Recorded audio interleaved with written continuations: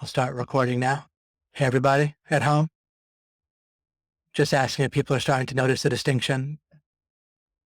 It's something you can always do, right? That's a big point that I'll reemphasize is that our mind's going to make us feel bad if it concludes in its own subconscious way, right? Its own mechanical way.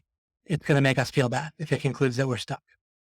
And so part of trying to trying to make that not happen, I think is not the way to go about it. Perhaps there's a different way somehow to look at things where here's why I conclude that not to try to overcome that directly in the sense of the idea of actually being stuck in some way and still not feeling bad is because we're not ever actually stuck. So it would be an inherent contradiction as far as I can tell to start by believing that we are and then wanting to feel good anyway, even though we're actually stuck, right?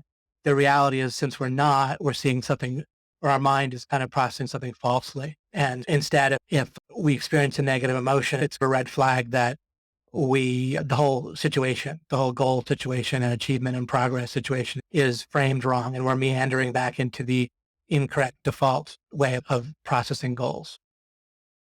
Thanks, Nathan. That's awesome. So it's high excited for tonight. Missed me last week. I missed you too, Maria. I'm glad you're here live. Great to have you here, Jennifer, as well. And Bryn, you're very welcome, Bryn. Am I pronouncing your name right, Bryn? I should have asked you that a long time ago, but it just occurred to me. Julie says, had an amazing week reframing everything, looking in terms of impact and hunting out failure conditions. Wonderful. Exactly. Another thing I'll reiterate and maybe explain from different angles today is those places to look with certainty and importance and meta frames. Oh, good. Brent is correct. Great. The pronunciation. Hey, David Hooper, how you doing? Megan said, asking broader questions about seeing failure conditions affecting my current goals. Great.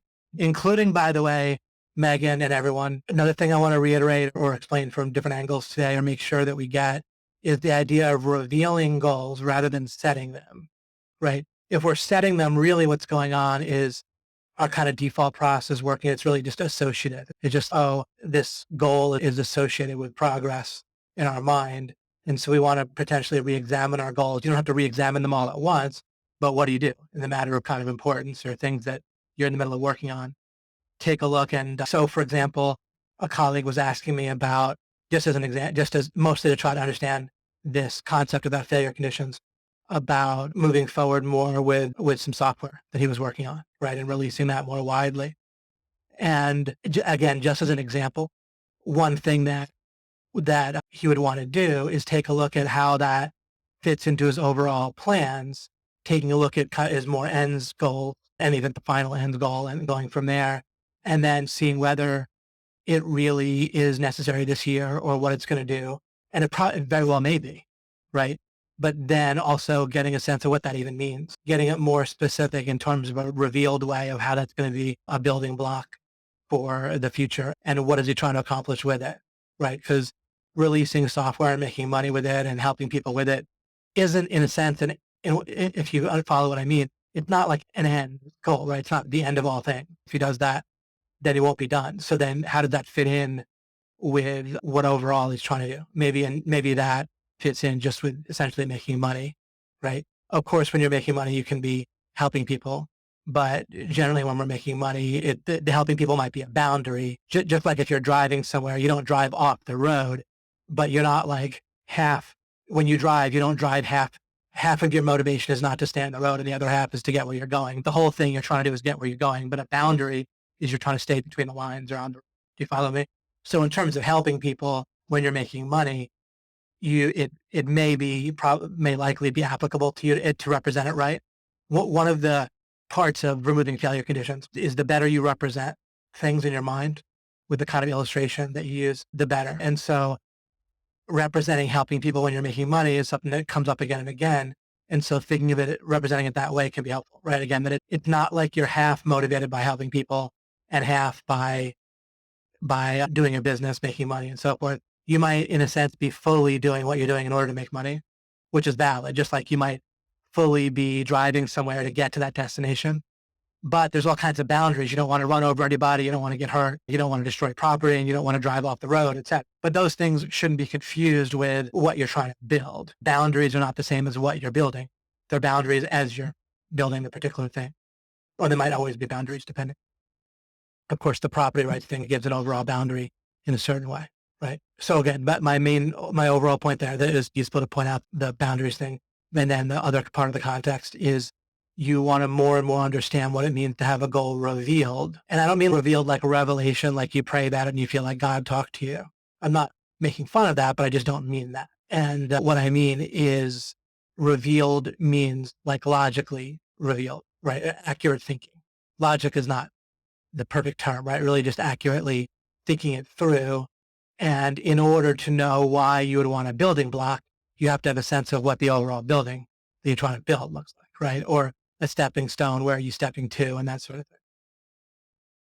Sometimes it's very easy to meander into goals that we just will make us feel better about ourselves, right? Because we want to get, either you're already fully familiar or you want to get more and more familiar with recognizing the default process that has its own set of ingredients, where it's based around what are the ingredients for the default process of goals, right? The goal itself, we got some more stuff written. Julie's wrote, just to since it's on topic, have found so much peace and joy with the notion of revealing goals and having one and enjoying the win forever rather than the prevalent wisdom regarding always setting bigger and better goals. Right. Excellent. Exactly right. If you fundamentally represent yourself as someone who's never going to be able to rest and is always running, and then there's no point to anything, right? Building blocks are relevant because you're building a building, but then the building itself, metaphorically speaking, is relevant because in essence, you can rest and enjoy it. And the more permanent that is, and why wouldn't it be permanent? If you could enjoy something, why couldn't you perhaps enjoy it forever? And if you couldn't, maybe you could build something that you could at least theoretically enjoy forever, or obviously, or until circumstances radically change or whatever. So I was saying, what are the ingredients of the default process? So first of all, it's in general, one of the basic engine for our mind subconsciously has to do with association, in a sense, right? There might be other words that might be equally valid, but possibly not. Like really thinking in terms of your mind is literally built, or your brain. There might be other dimensions or parts of your aspects of your mind that aren't just physically your brain. But even the mind outside, separate from the brain, there's still a way that associations are such a part of the kind of the non-conscious kind of mechanical process of it all. And when you have that as part of your representation of the mind and how it's going to work, it also, then there's the idea of progress, right? But what's progress? Things that are associated with, right? Goodness. And I actually have a slide that deals with this. I'm going to get to that slide. Peace, mother. Here. So I have a slide about this. The default process, it's often represented in terms of navigation, like I mentioned last time. Just playing like Marco Polo. Right? You have to close your eyes in the pool or something, and you hear how close somebody is maybe or where they're located. By you say Marco, they say Polo, but it's all like hotter and colder, right? Sting is still, you're wanting to get the thing that you want to manifest into the world. If you have that kind of model, people feel like they want that to be closer, right? And so all of these models, they're actually similar, right? In that they conflate, which means they blur together seeming progress with actual progress, right? Association is substituted for actual knowing, right? If something is associated with progress, that to people's minds intuitively is one and the same with actual progress, right? Do you see what I'm saying? So how it seems, the associated and actual are all blend together as one to the brain, right? Truth to the brain is that what's associated with, what's neurologically connected up to the idea of truth, right? There's the idea of fitting as well, but it's relevant, but it's not really necessary to bring that up for the moment. That this is sufficient for now. They all happen together, association, fitting, and so you realize that something can fit without matching, right? Like you can have a vision of a romantic partner you want. You can meet someone that fits your checklist. And then it turns out that, of course, that person could also make you happy and be the one. And so, but it could also be the case that you have all these things you want. Same thing in a job, same thing in a potential client, same thing in a meeting with a potential client where it fits exactly with what you thought was going to work. And then it doesn't actually work, right? So something could fit without matching what you really want ultimately, right? So certain things could fit, but the remainder, right, to a receptor or a lock can fit into a keyhole, but you can have anything on that, or not a lock, I'm sorry, a key can fit into a keyhole, but you can have anything you want on the end of the key. And if you were just assuming that was what you wanted, right? Something, it only takes a small part of something to fit into something else. There could be a whole bunch of other stuff, right? That's different. Anyway, let's stick with association here for a second. So by default, the big error, but it's an error that leads to so many problems, so much inefficiency, so much bad feeling, basically all the problems that we see are in one sense, in one way of looking at it, rooted in blurring together seeming progress, that which is associated with progress, treating that the same thing as actual progress, right? Don't people do that, right? When they say, oh, I made progress, they just have one word, progress. And that word means both seeming and is associated with and actual. And there's no distinction between what seems like progress and what's actually progress in practice, in actual real life. There might be moments when someone differentiates, but most of their actual life, when they're actually acting and thinking and living their lives, there's no distinction between what seems like progress and they just assume that's the same as actual progress, and their feelings. Literally goodness, I've mentioned this in various ways for years, literally goodness to your brain is that which is associated with progress. So seeming progress, actual progress, and goodness are all the same thing. They're all in practice. They're treated the same. They function the same way. Right? They're functionally similar in the brain. It also, because it works associatively, in order to associate something with something else, what do they need to be? They need to be, in one manner of speaking, thing.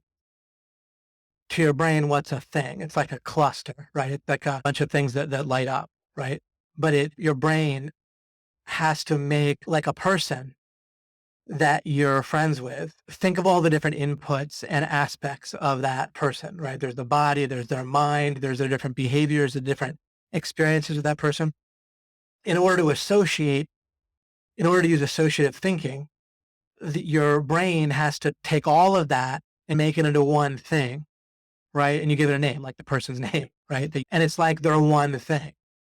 Your brain kind of creates that, almost like fabricates that it's one thing. The same way that can make statements like Japan attacked us at Pearl Harbor. There's a lot to Japan. There's like a land that also physically is changing, right? Electron by electron. There's people, and then the people themselves, they're always moving, right? And then there's different people at different times. People are born, people die, right? Japan isn't like one thing, but your mind has the ability to fabricate thingness out of, in essence, not exactly thin air, but out of no foundation, right? There's no actual thing that is Japan that attacked a thing that is America or Pearl Harbor or whatever, if you think about it, right? Because as soon as you try to pin it down, as soon as you like say, wait, that's it, then it moves, right? It's not capturing everything about it. Same thing with a friend of yours or any person or yourself, right? It's moving. There's so many different inputs that you've gotten from that supposed thing. So in order to work in the way it does, your mind actually fabricates things. I actually use this to advantage in marketing and conversion, because in order for people will buy something a lot more if you can make it a thing, right? And the mind will make a thing out of something that has a few different attributes. Like it's a bit of a vague way of saying it, but it's linguistically correct. When people say, oh, it's a thing, right? When I first heard that, I was a little confused, but then I realized it really points to something when they say that. It's a thing means it's not just like one event that's one dimensional in people's minds, all that habit. A thing is like something that people are talking about, right? Like multiple people see it, you refer to it, right? Once a few different people start talking about it in different ways, right? It takes on, we might call it a life of its own or a reality of its own. There's no perfect way to say it linguistically, but I think what I'm saying makes a certain sense, right? There's a difference when, say we're promoting something, right? When is it a thing, right? Like when we took the ASM promotion and we attached a whole event to it that we did. In one sense, you could say we added something to it, but it was more than that. There was a whole bunch of angles to it, and we gave it a name, right? You give something ASM is selling something, that's like a phrase, right? It's not like a thing yet. It's just, they have a product. Sure, you can give the product a name, ASM 8, right, or whatever. But as per an Amazon program that other people had, if you haven't heard of it. But by having different people talk about it, giving the whole promotion a name, ride the wave, right? It makes it something that takes on its own reality, and then it basically sells better. When I talk about selling or marketing or conversion, it's not a matter of manipulation. It's a matter of you're always trying to put your best foot forward, right? You either promote something that you think is reasonable to promote or you don't, right? That's where the moral decision comes in, and you represent it fairly and correctly, or you mislead people, right? That's again where the kind of the ethical consideration comes from. But in terms of once you decide to market something or promote something, you presumably want to do a good job rather than a bad job. And that's where this idea of how the mind makes something a thing or it doesn't, right? I could potentially give more and more examples of that, and I will in the future if people ask me. But I'm just talking around this certain topic here of my main idea here is the default, taking a look at default way that the mind looks at progress and goals, right? And so first of all, it has this model that it shows up in different ways, but they all boil down to the same thing where if you're getting hotter or colder, that means there's a thing, right? A goal, which again, that's why this thing keeps coming up. Your mind makes a goal like into a thing that you're trying to either bring into existence, or you're trying to navigate your way to, or you're trying to go where you're hotter, meaning closer to it, closer to happening rather than farther. If you look at a lot of these goals, if you start to look at it, if you want, it can dissolve, or you can get the thing less vague and more clear of what you actually want. One, since I talked myself into another point here, I'll make it, which is when something is a thing, it's like your mind feels like it wants it, and it feels like goodness resides in that thing. I have a little illustration that can come to mind. It appears fairly often in fantasy type books. There might be like a village, right? And then there's a couple of guys and they both want a particular girl, right? And this will just give us something to illustrate an idea of going about goals effectively or ineffectively. I'm not talking about how to get the girl right now, but let's say one guy gets the girl and the girl likes that guy. And let's say the other guy just feels really bad and upset, and maybe he gets violent or turns evil, right? Any of that. And then one thing that we would want if we were thinking that simple illustration can start to get us to ask questions or analyze this difference between the fundamental difference we're talking about in this webinar, right? Between the idea of attending to removing failure conditions until you win versus the default process that currently is normal, right? We don't want it to remain normal, but the default process of how people go about things. And the same default process could have that second guy who doesn't get the girl. He could have a kind of a successful reaction to that. What would a successful reaction be? If his overall frame happened to be a worldview that allowed him to navigate to something that was overall good for himself and the world, right? Then he could do it, such as that, oh, maybe there's another girl for me, right? And I'm glad that they're happy, and an overall kind of abundant mindset would work within this without him changing his default if he had an overall abundant mind. If not, if he by default, without that mindset to really help and without a particularly terrific frame, then by default, the guy would, in my illustration, associate goodness with that girl and like alive, right? Very powerfully, and then feel like that was taken away, right? That there's this goal and he wants his expectations in life to match a certain picture, right? Because that it becomes a thing, like having the girl. So the girl herself become a thing, right? Which can have unfortunate consequences. If we're not able to think outside of making people and events into things, I'm going to keep giving you a different way to look at things. But part of doing that is to see how it happened, how the one thing, how our mind does this by default. So if the guy makes the girl into a thing and then makes having her and a relationship with her, marrying her, whatever, into a thing, and then he wants that thing to be manifested, right? Or to navigate to it, right? He wants to get closer to that. And then if he feels helpless where it's taken away from him, then he can feel angry, right? And so forth. Then we can test the removing failure conditions idea on this simple illustration. Regardless of again, he would need to have a really good frame going into it if he was locked into the typical way of achieving goals. You need to really have an abundant frame. Regardless of a frame, like the real right way of going about success should work regardless of your current frames, regardless of where you're starting, right? And not just starting with where your resources are at, but starting in terms of your overall context and understanding of the world. And you think about goals revealing themselves. And part of what I want to have you guys always have at your fingertips so you don't have to figure it out each and every time. Let's go back to the original phrase here. Whoops, the original phrase is here. Only remove failure conditions until you win. All right? Put a capital W on it. All right. So I'm going to give you an additional thought here, like it's either new or clarifying a certain angle on something that I've in some ways said before. Instead of thinking of winning as getting or building a thing, want to think in terms of thresholds. Like a thing could be taken away from you, right? Or be smashed, right? It's fragile a certain way, and getting to it fragile. And you feel like you have to match that thing. And plus you like to be happy, right? To achieve your goal or to win. Winning is getting a thing, achieving a thing. Instead, we want to think of it as getting over a threshold. Winning you don't need to match anything. In a sense, you could, unless you reframe or redefine or clarify, might not be redefining, but clarify matching as you're matching the state of getting over a threshold. But then matching becomes an irrelevant point there, right? If you're just need to exceed, and when I think of thresholds, I think of like a physical thing that you're jumping over or climbing over, right? Or where you get up momentum and you have to get over it with a car and a ramp, getting over some sort of thing where you have to, or you're kicking a ball in football through the goalposts, right? For a field goal. You have to exceed a threshold in those cases. It's not really matching, right? You're getting over a threshold. Why does that matter? Might be a question. How did that help us? There's a way that, first of all, when you're exceeding a threshold, it's more obvious, I think, that goodness doesn't reside. There isn't a thing there for goodness to sit inside of that we think we need to grab and hold. And now we have goodness, right?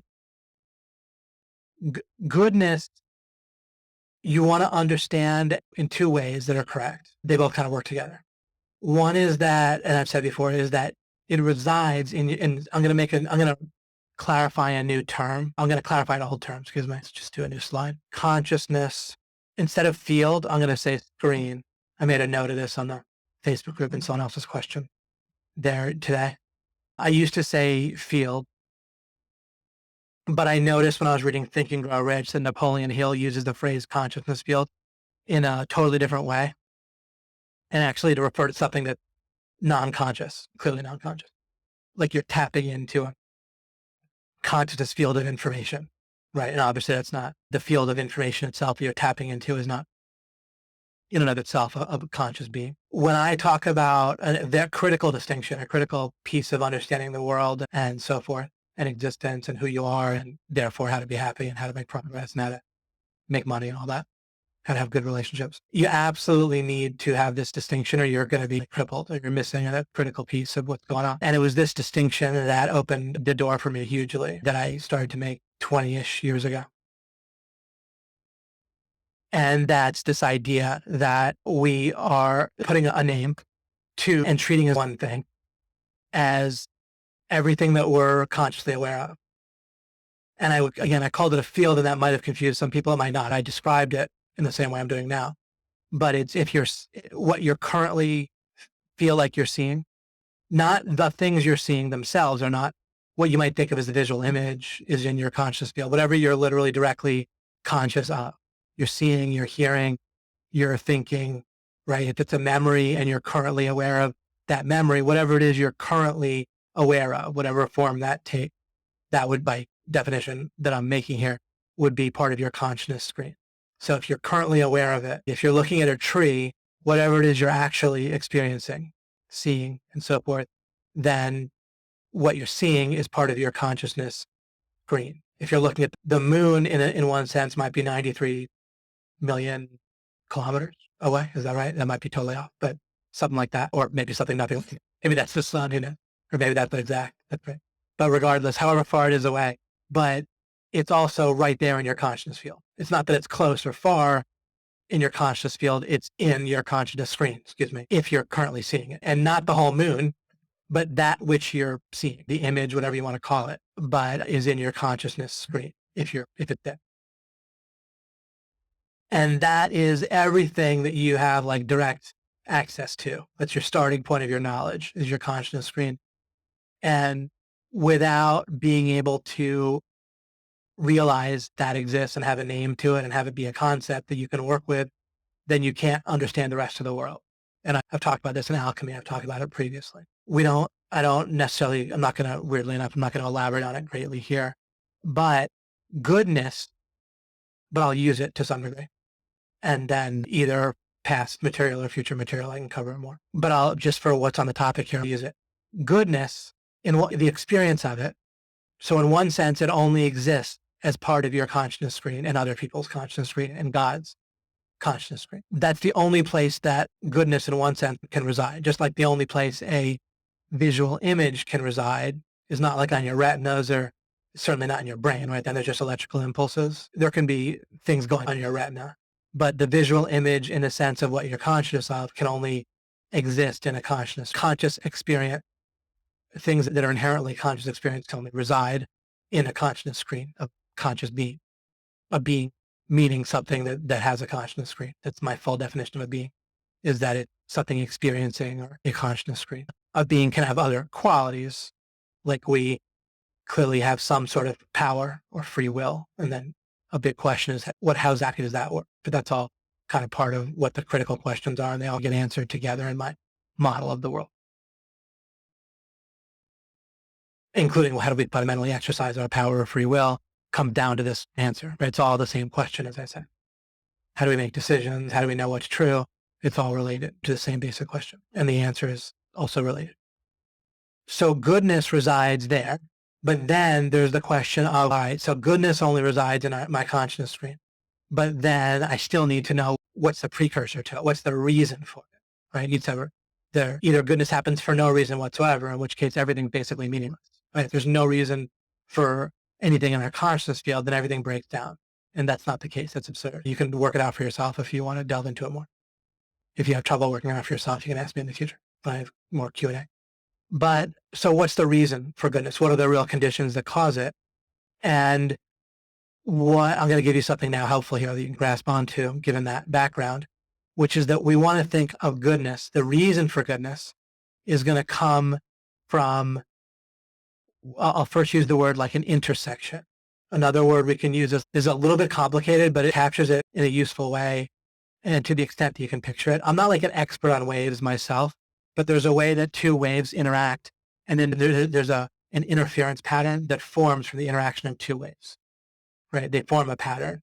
And that's actually, I think, even how like CDs are made and something like that. Like information, from what I understand, you can encode like almost an unlimited amount of information in a very small space by adding waves, and then the resulting pattern that the wave creates.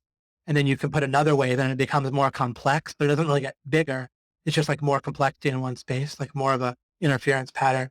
And if you shine the right kind of reverse wave into it, you get back out information. And I think that's actually how memory works, believe it or not, even though I only understand like a simple level, but that still is all we need for normal life, weirdly enough. Deep but simple in a sense. But there's a way that no matter what, I think you can understand the idea soon, if not like the second, within a few minutes or days, start to understand the idea of goodness coming from an intersection rather than residing in like an object or a person, right? You can think of it as goodness, and let's be just a little bit simplistic for a second in a way that will be useful. Like when you're interacting with someone else, even imagine you all the way to say you're married to someone else just for a moment, then it's not like being married to them in and of itself is a thing that's good. What's good are the intersections day by day, moment by moment that you create with that person or that get created. You don't physically create them, right? You more do what you do, which leads to conditions that create these moments and situations of intersection. And it's not, you don't only think of it as moments. There's an intersection could be that you overall make a household together, family, or raise a child overall as an intersection. You go see a movie, that's not one moment. That might be an hour and a half or 2 hours or whatever.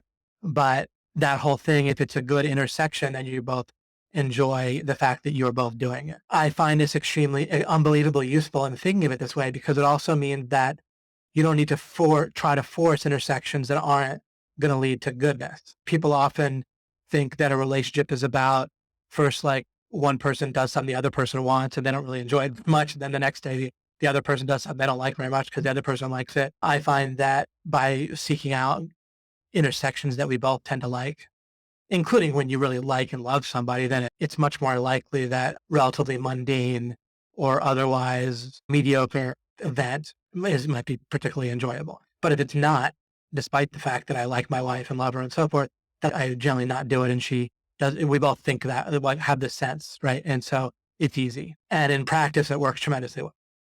We have plenty of intersections and they're all nice, unless we have an accidental mistake. But then when your overall things are very nice, then little issues dissolve out pretty fast. And I think the same thing in business. And so I can contrast this with the way people often interact in relationships, including business relationships, including customer relations with the customer or partners and so forth. Um, and I find this of immense day-to-day practical value, what I'm saying here. And plus it illustrates this, the overall concept that we're talking about here, the distinction between the default process of trying to decide goals and progress toward them and how you feel versus the removing failure conditions idea.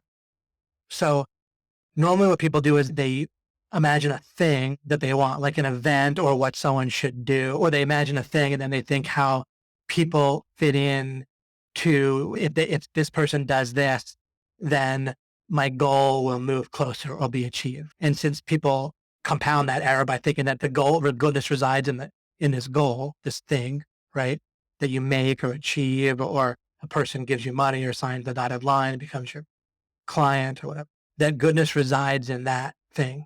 Or, by the way, including if you think that goodness resides in a relationship as a whole, I'm actually saying that's not the case. I'm saying that it isn't like goodness resides in my marriage. I'm saying goodness resides in specific intersections, specific waveforms that are created by her. If you imagine her as a wave and me as a wave, but if you imagine our waves, there's a certain overall probably like framework in which a person operates, right? Overall, right? People don't radically change moment by moment, but they change, they feel differently, they have different things that they want on a particular day or a particular moment, right? So you can think of it as the waveform changes individually, not just the intersection, but often with people varies within a range, like a originally defined range. That's why, again, you can pick a partner in the first place, right? And then there's just going to be a number of intersections that are nifty, nice, right? Lead to goodness for us. And there's going to be other times when intersecting, well, right? Maybe I want to do one thing, she wants to do something different. It might be that we can both do both of those things in the same room and like the fact that we're in the same room, both doing separate things. Or it might be that's not the case, that we need to be in different rooms because of the nature of the activity. Or if we're in the same room, that'll somehow actually hurt the activities. Maybe they're both playing sound that would interfere. Or maybe one of us would want to talk to the other in a way that the waveform wasn't a very good image, so to speak. So again, I don't think of that goodness resides in the relationship or in the fact I'm married to my wife or in the fact that I'm partnered with Mike Long or my other partners, right? And then, so what people do is they think, okay, this is a good partnership, but then separately, they'll think, okay, I want this thing, this event. And without thinking about it by default, they'll want a certain event to happen, right? A certain milestone, they might call it, but the milestone is like a thing, something they want to have happen. And they want their expectations, they want the world to match that. They want to navigate to it or manifest to it, right? And they feel good if they feel like they're getting closer to it. And then they'll think of, oh, I want my partner to do this in order to help make this thing happen that I want. And since the thing I want is good, and so people don't think of it as philosophically, it's by default. I'm describing the default process, right? It took me a while to figure all this out. Value, I think you are just saying. I'm not just saying something flipping off the top of my head. This took a lot of work to figure out what the default process was. But so we'll have a thing in mind. People will think by default, without thinking, that thing is good. Therefore, an action by their partner, business, romantic, whatever, that furthers that thing is also good. They'll just think by default and associate it. And then if the person doesn't do it, then they might feel frustrated or angry. Not always. Sometimes you say, okay, I guess they didn't want it. But the default is that we'll feel a little bit of annoyance or like a little bit of a ding or maybe a lot of annoyance or frustration or whatever. We might interact with that other person in a way that doesn't really overall help us in those cases. We might not even react at all, but we'll store something in our minds, right? That'll be an issue. What if you look at people not as like exactly one thing, but as potentials for interacting with your waveform, right? And again, their waveforms vary within a range, right? Just like my own. And sometimes they're going to be a great interaction pattern, interference pattern, whatever you call it. Interference is not a bad word when it comes to waves. It just refers to the interaction pattern. It'd be like a synonym. The official term is like interference pattern. But the resulting waveform is going to result in good, reliable. Really, every single person I know, that's the case, right? Where there's going to be times with some people, it might be once every 5 years. With some people, it might be multiple times a day. With some people, it might be multiple times a day for a certain project and then nothing. And then a few years later, something else, right? And if you just look for when there's a real intersection, then it's amazing because in general, other people are going to like you for two reasons. One is you have this certain awareness. You're looking at in a certain way. So you're spotting these things and you're basically interacting with them in a way that's beneficial to them too. And then almost exclusively doing that. And you're not creating like bad waveforms of them because you're paying attention. You have this kind of overall worldview and mental model. And it's pretty easy to spot. And not like perfectly, right? But it's pretty easy if you imagine being a romantic partner, it's pretty easy to get to know and find, poke around and find things that you both like doing together. And it's pretty easy to avoid things that you guys don't really both want. And especially if you both have this mental model within reason, like to a decent degree at least. Maybe they won't have it fully, but maybe they will. It's not that complicated, right? Then they're not pressuring you to make waveforms that you don't really want with them. And keeping in mind that because you care about someone, love them, like them, that's going to naturally make things that would otherwise be neutral into positives. So it all works out like very nicely. So I just look for these interacting waveforms, resulting nice waveforms. And don't just do it with people, right? I do it with activities and so forth. And I'm just trying to get over a threshold, right? By removing failure. Remember, removing failure conditions or attending to removing failure conditions. There's another point, a major point I want to get to that I'm starting to get close to here. But of course, that includes harnessing success conditions. And that's about to lead me into another point. But let me make sure I wrap up this one. So again, I look at winning as getting over a threshold, and I'm just trying to create conditions. You can, once you got your understanding started out with the failure conditions, you can almost remove failure or success and just say, look to create or cultivate condition until you you get it. Remove failure conditions, unblock success conditions. Again, I'm getting close to another point that could be an important ingredient that since I'm about to get to it, I don't have it right up with us yet. And you just keep adding in these conditions or subtracting bad conditions, adding good ones, or allowing good ones to just flow until you exceed a threshold. Now, no one's getting in your way, right? You're not, and you also, it removes the whole idea of using people, right? It removes the question of, oh, do you only call me when you want something? Instead, I look to understand, oh, and this naturally leads to a more clear benefit of understanding people, right? If you're just looking at someone as a thing, you don't really understand a person. You more like associate stuff with a person. When you're looking for better intersecting waveforms, even again, I don't have a deep understanding of waves. I'm not like a mathematician who does like wave function equations or anything. But just with that mental model, there's a way that it leads to understanding someone in a really kind of a nice, productive, useful way when you're looking to have good wave intersections with somebody, right? That helping them win, helping you win, and so forth. And then it removes the whole question again of whether you're just using them or calling them when you want them or something like that. They don't feel it doesn't come up. Okay, let's get to this point I said I was getting close to here. The catching waves I haven't even gotten to, even though it might sound like I have. Nope, not that. Here we go. This is quite an important ingredient. That is an easy thing to not realize. And once you have it, as we start talking about it, I think it'll clear up, either clear up a potential misconception, remove a failure condition for you for understanding the core idea of removing failure conditions until you win. All right. I've, again, as often is the case in these last two webinars, I've, in a sense, talked about this type of thing before, but in light of this new idea, I'm revisiting it in probably a bit of a new way. Is stillness the default? And the answer is no, but so we don't get confused. But let's ask just for a moment, what if it was, let me explain what I mean, and then we'll ask, I have a great illustration for this. So how does it work if you're a healer, either official doctor or any other type of effective healer of any sort, maybe with acupuncture or herbs or a clinic that helps people relax, whatever. Let's just stipulate though, whatever it is, it's part of what sometimes works for people or often works for people. I'm not asserting what does or doesn't work, but so you're a healer, bottom line. What is your kind of core foundational model for healing is going to come down to the idea that what is the body like an inert thing that you have to like fix like kind of a car where you just have to replace a part that isn't working and maybe unclog an engine, but basically it still, there's a certain way that a car engine in this case, by contrast, the car engine does not heal itself at all. So you just fully replace parts. So they have to be like a working part. You have to do it all, right? You don't, in one sense, if you're fixing a car, of course, the overall idea of removing failure conditions would apply. In a sense, you just literally remove something that doesn't work and you put in something that does. But I'm trying to think how to, a little bit of a stumble in my mind there with relating something, but I could make it work, but not to distract her. So let's just forget about the car for a moment. And with healing a body, what's the basic model? With healing a body, the idea is the body rebuilds itself. And if it wouldn't do that, then pretty much no form of medicine would work, right?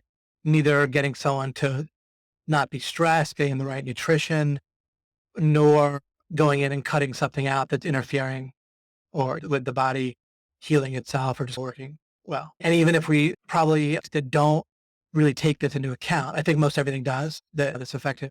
But if a technique, a supposed healing technique didn't take this into account, it probably wouldn't be very effective, right? But you with me on this? Generally, a body heals itself. A body's like in motion. It's not still or inert. You don't just replace parts and then have it work and you put a bunch of working parts together. What you do is you look to create the conditions for it to work properly again, right? To heal it. The idea is that it has the working parts in most cases. If we tried hard enough, we could probably maybe come up with some exceptions, right? Where we actually build mechanically a piece that it isn't making a piece that it needs and you put that in mechanically and then the rest of it works, which doesn't ruin all illustration or anything. Just that may or may not be relevant. It is only an analogy. Analogies are not exactly the same as the thing you're talking about. So analogies will always, either almost always or always break down at a certain point. But just looking at the general sense of bodies heal themselves, if you remove the things that are preventing that, right? Or if you create conditions for it to work better in rebuilding itself or healing it. The important thing here is that stillness is not default, right? It's like in motion. By default, in a sense, the body will heal itself is the overall healing philosophy, right? And then you're looking to either add things in or take things out or create the context, which with the context, you're still either adding or subtracting something from the overall context, right? If you have a meditation clinic in the mountains and where there's more negative ions and so forth, then you're still adding certain conditions and taking certain stressful conditions out. So you're adding and subtracting stuff in order to have the overall conditions be such that it exceeds the threshold, right, of health. By the way, health is a good example of this threshold thing too, right? Health is not about perfection. In order to be even perfectly healthy, it doesn't have to match one perfect thing. You're trying to get over a certain threshold, right? Like a perfectly healthy body would be one that wasn't degrading and that was functioning, right? Like functioning without degrading, right? You could say. But that doesn't match any one particular thing. It's just over a certain threshold, right? So the new or newish or kind of thing that I want to put on the front of your screen or have clear for you is if you're dealing with an overall situation where the default is that nothing's moving, then that's a very different, it takes different strategies. Your overall way that you treat that or your overall strategy is going to be different than something that is naturally in motion. If something, and really what we're dealing with in life overall, fundamentally, if we understand, and this is where the consciousness screen comes back in, if we realize there's a consciousness screen, then we realize who we really are, which is a critical part of understanding this failure condition thing ultimately. Not even knowing who you are is a failure condition that you want to remove in understanding the original thing about removing failure condition, right? Because there's an implied you here, right? You remove failure to stay win until you win. So who's you? would be a failure condition for understanding this. So understanding you as a conscious being, then from the perspective of you as a conscious being, the world that you're dealing with, where was I here, is in motion. You only need to somehow either harness or direct it or keep it from going in the wrong place so the motion goes in the right place, that sort of thing. You don't need to create motion from stillness. It's going to move. So why does that matter? It helps us to see that the removing failure conditions really is profound, because if something by default is still, then you would need to both, depending on how you define it, I guess you could define one of the failure conditions as it remains still. But you basically, the first failure condition would be that the default is stillness, but you need to get things moving. But in life, we don't have to get things moving. And something similar to this is you always have a certain amount of focus. You're not going to have more or less focus, like consciously, even in a certain sense. Subconscious has something analogous to focus. So there's going to be a certain amount of it in some way. If subconsciously your mind is all over the place with priorities and things, it's not as good as if it has one overall thing that subconsciously you feel is a priority. You're going to do whatever it is. So if something's moving, then think about it. You really only need to make sure it doesn't fail, including that the overall frame doesn't restrict it from getting over the threshold. Something like a car can drive forever on an island.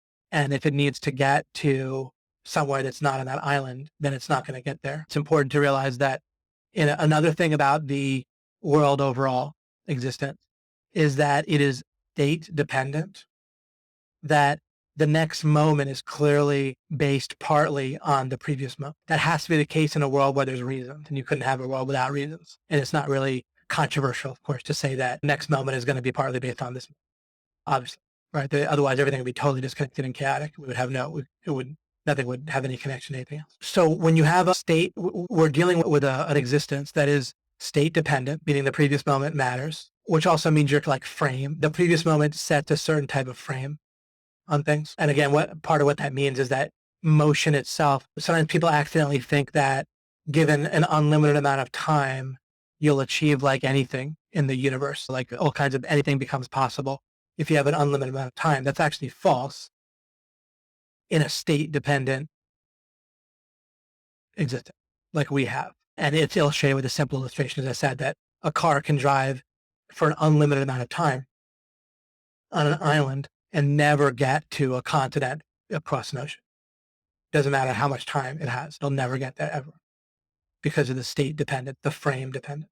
What is true when you have both motion and state dependence is that if you attend to frames and you attend to failure conditions, then you'll get to where you want to go, right? If the frame allows it and if there's no failure conditions, right, then you'll get there. But of course, we also live in a world where we can sometimes make a good guess at what a success condition will be, and we can narrow down search, right, to just search random.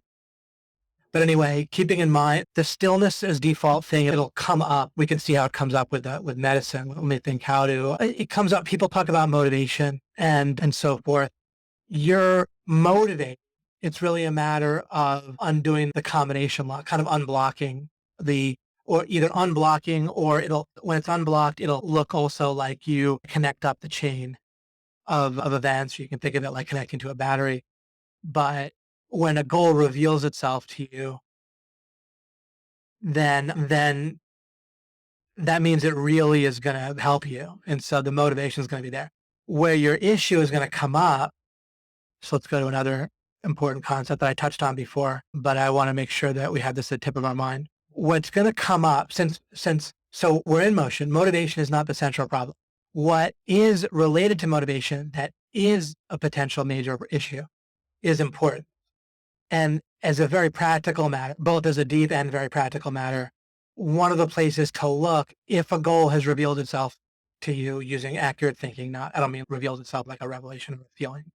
Your feelings come from association to start with, right? They're not entirely trustworthy. Brings up another thought, but I don't want to interrupt myself yet. As a practical matter, if there's something that you want to achieve and it looks like motivation's an issue, or it just looks like you're somehow running in place or treading water, it's just not happening, then certainly you want to try to get closer to an integrated set. Integrated means subconscious, conscious, and also just different moments in the day, right? Your conscious mind can feel like something is very important in the morning and not feel like it's important in the evening, right? So there's integrated is a better term than just thinking that you want to have it intellectually and emotionally or whatever. Integrated really captures it better, where in a more integrated way, you feel. Feeling is part of mental integration, right? If you don't feel something, then it's obviously not integrated throughout your mind, right? And so much of what gets decided, what you do, what you think, what you meaning yourself, and don't worry about the distinction for that moment. So what your mind, I could say your body do and think, so much of practically speaking, what you do is determined outside of your conscious awareness and control, right? You can only consciously focus on, navigate, maneuver a little bit of what's going on at the time, right? Like right now, you can pay attention to a certain amount, but there's a lot that is already determined by the last moment and that you're not consciously deciding right now, like where you're sitting and that you're on the webinar and everything. Once in a while, it might come up now that I brought it up as an option, but there's certainly times when you're into what I'm saying where you're not thinking about whether or not to be on the webinar, right? If you have any objections, you can separately think about this and it'll turn out to be true. So much of what you do and think at all times in a practical way is outside of what you're consciously paying attention to, therefore outside of your immediate control. It might be ultimately in your control over time, like to use the same example, whether it be on the webinar or something. It might at some point come to your attention of whether you want to remain on it, or if you're in a job, a lot of times you're not thinking about whether you want to stay on a job or whether you want to complete a task, you're just into it, which is helpful, right? It's not helpful only to be thinking. And you literally can't pay attention to all the possible frames and options and parameters. It's not even close to possible, which is yet another proof in essence of that in the moment, most everything is outside of your control that you're supposedly doing. It's within the control of part of your subconscious mind, or it's controlled by certain associations and things going on in your mind, some of it, right? Whatever your mind contributing to, but that's not in your conscious control. So it might as well be out of your control for the moment. So as I say that, I'm saying that to explain how you feel, and also that you feel. When I say that you feel, like if you're a running back in football, right? Or playing tennis, or I could literally everything is an example of this. If you have a feel for it, if you're a piano player, if you have a feel for what you're doing, a feeling of mastery, and not a feeling that you're a master, but an actual feeling that a master would have at doing whatever activity, that you couldn't perform the activity at a mastery level unless you intuitively, subconsciously, in an integrated mental way felt it, right? Like a running back would feel where to go. I don't consciously figure out and think of all the ideas that I'm sharing with you in the moment. That would be impossible, right? So nearly all of what's going on, it has to do with previous work and preparation and realization, connection, right?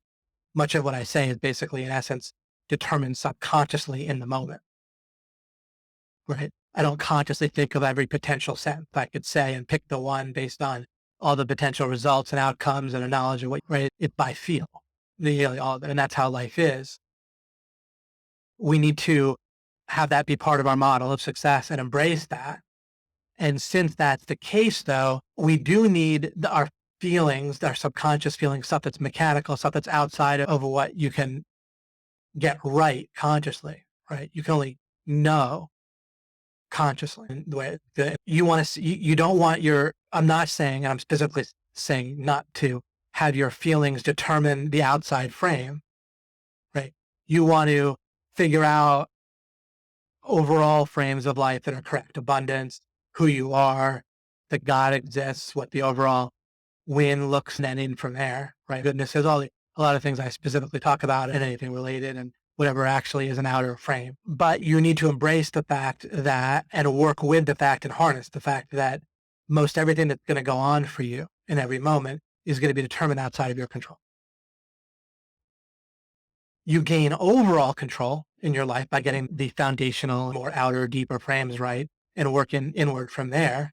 And then all the wiggle room and all the stuff that's done subconsciously is within a smaller area of error or whatever. Or you're just over a threshold where none of it's error, right? You can operate, there can be a lot of movement in different ways that you don't control, and none of it can be an error if it's over a threshold, right? In a certain way. Or within a frame within which there isn't necessarily any error. If you create an environment for a small baby, let's say they're 6 months old, that's very safe, then there's no right answer to what they might play with or explore within my illustration, right? There's no right or right answer and wrong answer. It's an overall frame within which every option is good. You don't know what the option the baby might pick, but it's all fine and helpful and so, right? So we both want to understand and practice the idea that the overall frame, and then whatever the overall frame we want to get right, and then we build inward from there. Is that is a general strategy. When you notice specific kind of minor things that are true, that's fine too. But as an overall strategy, we want to get the outer, which means more important because they have more of an impact, right? Typically, get those right. But then we want our feelings to catch up. We want these correct frames to get integrated where we feel them. And then the same thing with mastery of a particular activity. We want to create the conditions for mastery, which means that in an integrated way, we feel like what's right, it's connected up. And then we want to get to where we can trust those feelings. And still, when there's red flags, then we know to look for where the issue is, right? If red flag might be, of course, if we feel bad, or if we're seemingly stuck, then that means we typically need to take a look at the content, right? It's some of the frames that we're in. To use a simple illustration, if you've been searching and searching in one room for your glasses and you don't find them, then you're seemingly stuck with the strategy of searching by kind of trial and error or looking around in that room. But once you feel like you're seemingly stuck, then you can do a quick check and probably you want to take a look at the frame. Maybe I need to switch room. And then if there are none of the rooms, maybe I need to get new glasses, know where my house, and so forth. Okay. So to recap here, the last thing I was talking about was we want to have the correct understanding of mental integration, which includes how do we trust our feelings or not? I've heard the sentiment from people in various ways. If I can't trust my feeling about this, then I'm screwed. Don't tell me I can't trust my basic sense of what's right, what's correct about this, then I don't know what I can do, right? Or if I can't trust a source. We can even expand this idea of what do I do if I can't trust my feelings to a more pervasive idea that comes up in all kinds of practical ways, nonstop, once we know to look for it, which is, but if I can't trust this source, then what do I do? I'm lost.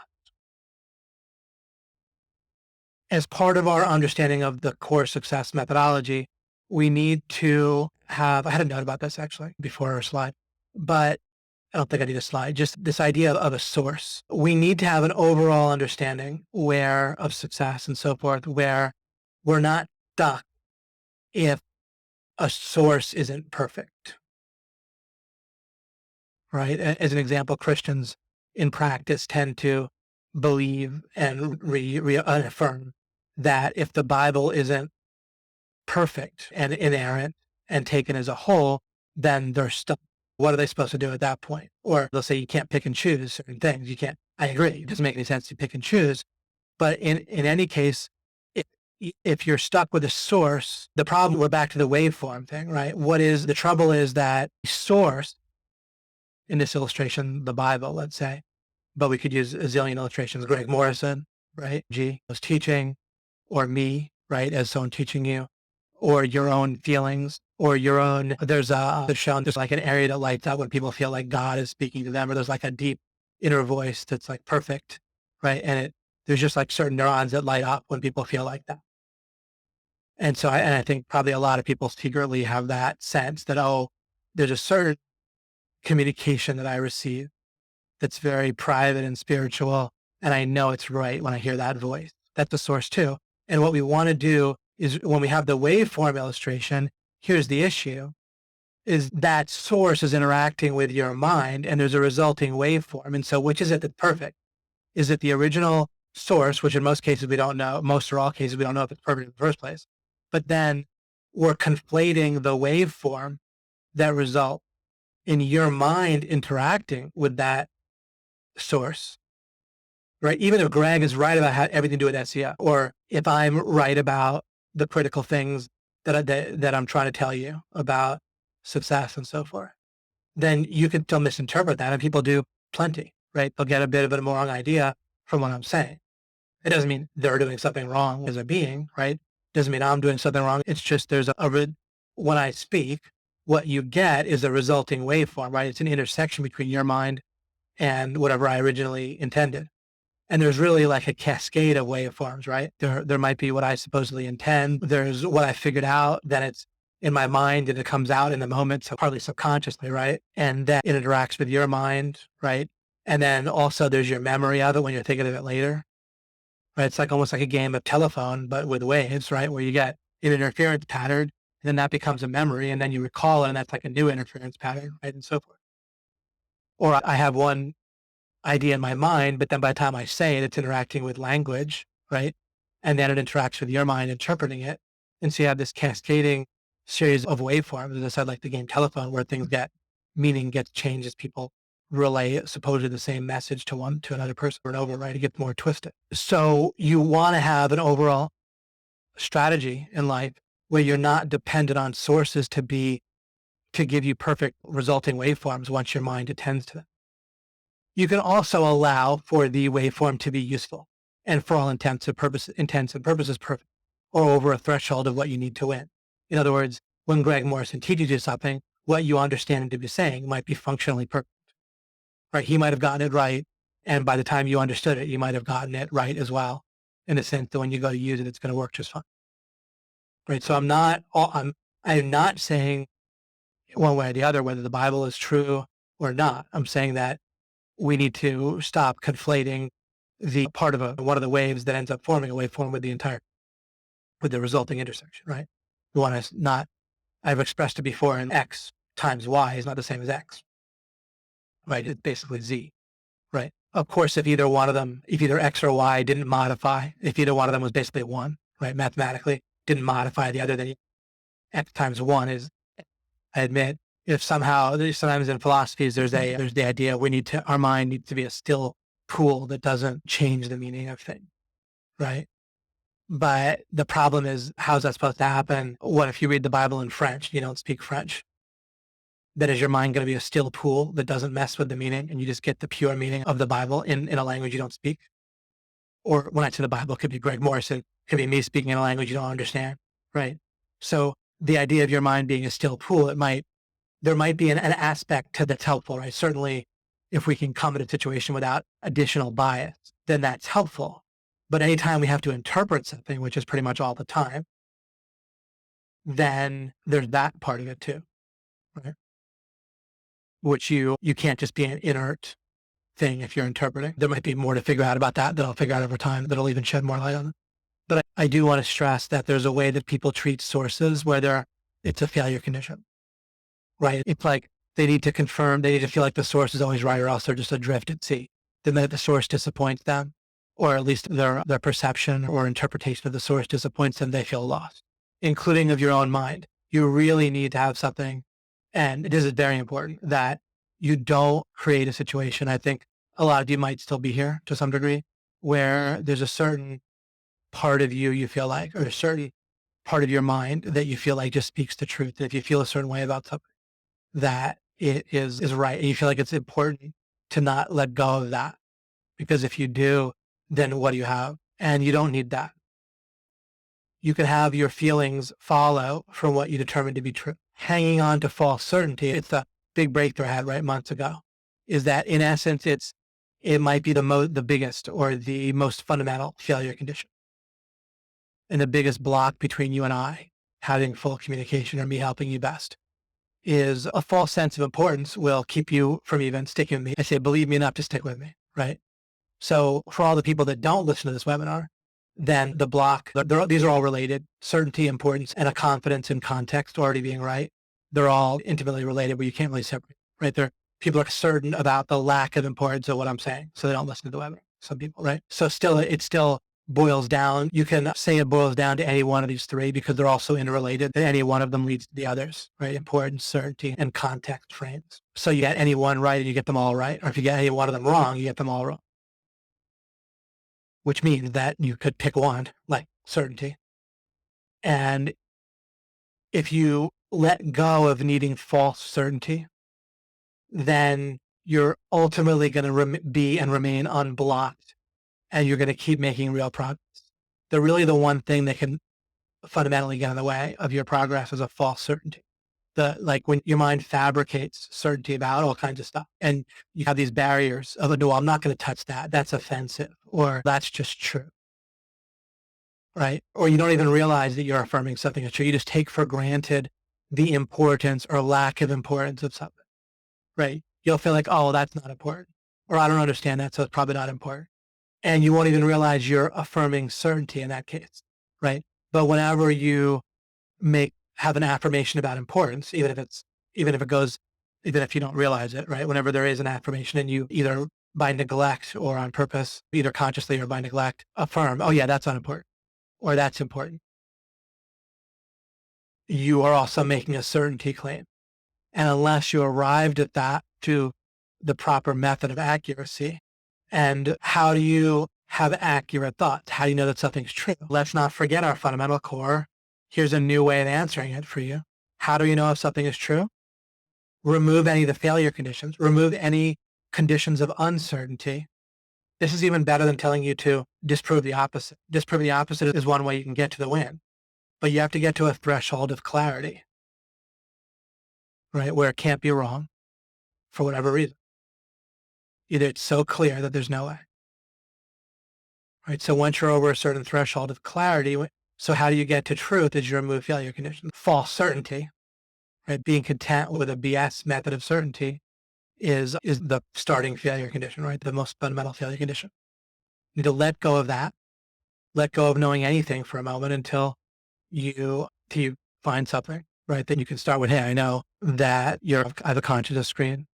You can know that you're neither know nothing, neither have no consciousness screen. You're neither aware of nothing, nor are you aware of everything. You're not omniscient either, right? Pretty obvious. You can ask a question that you don't know the answer to, and that proves you're not omniscient.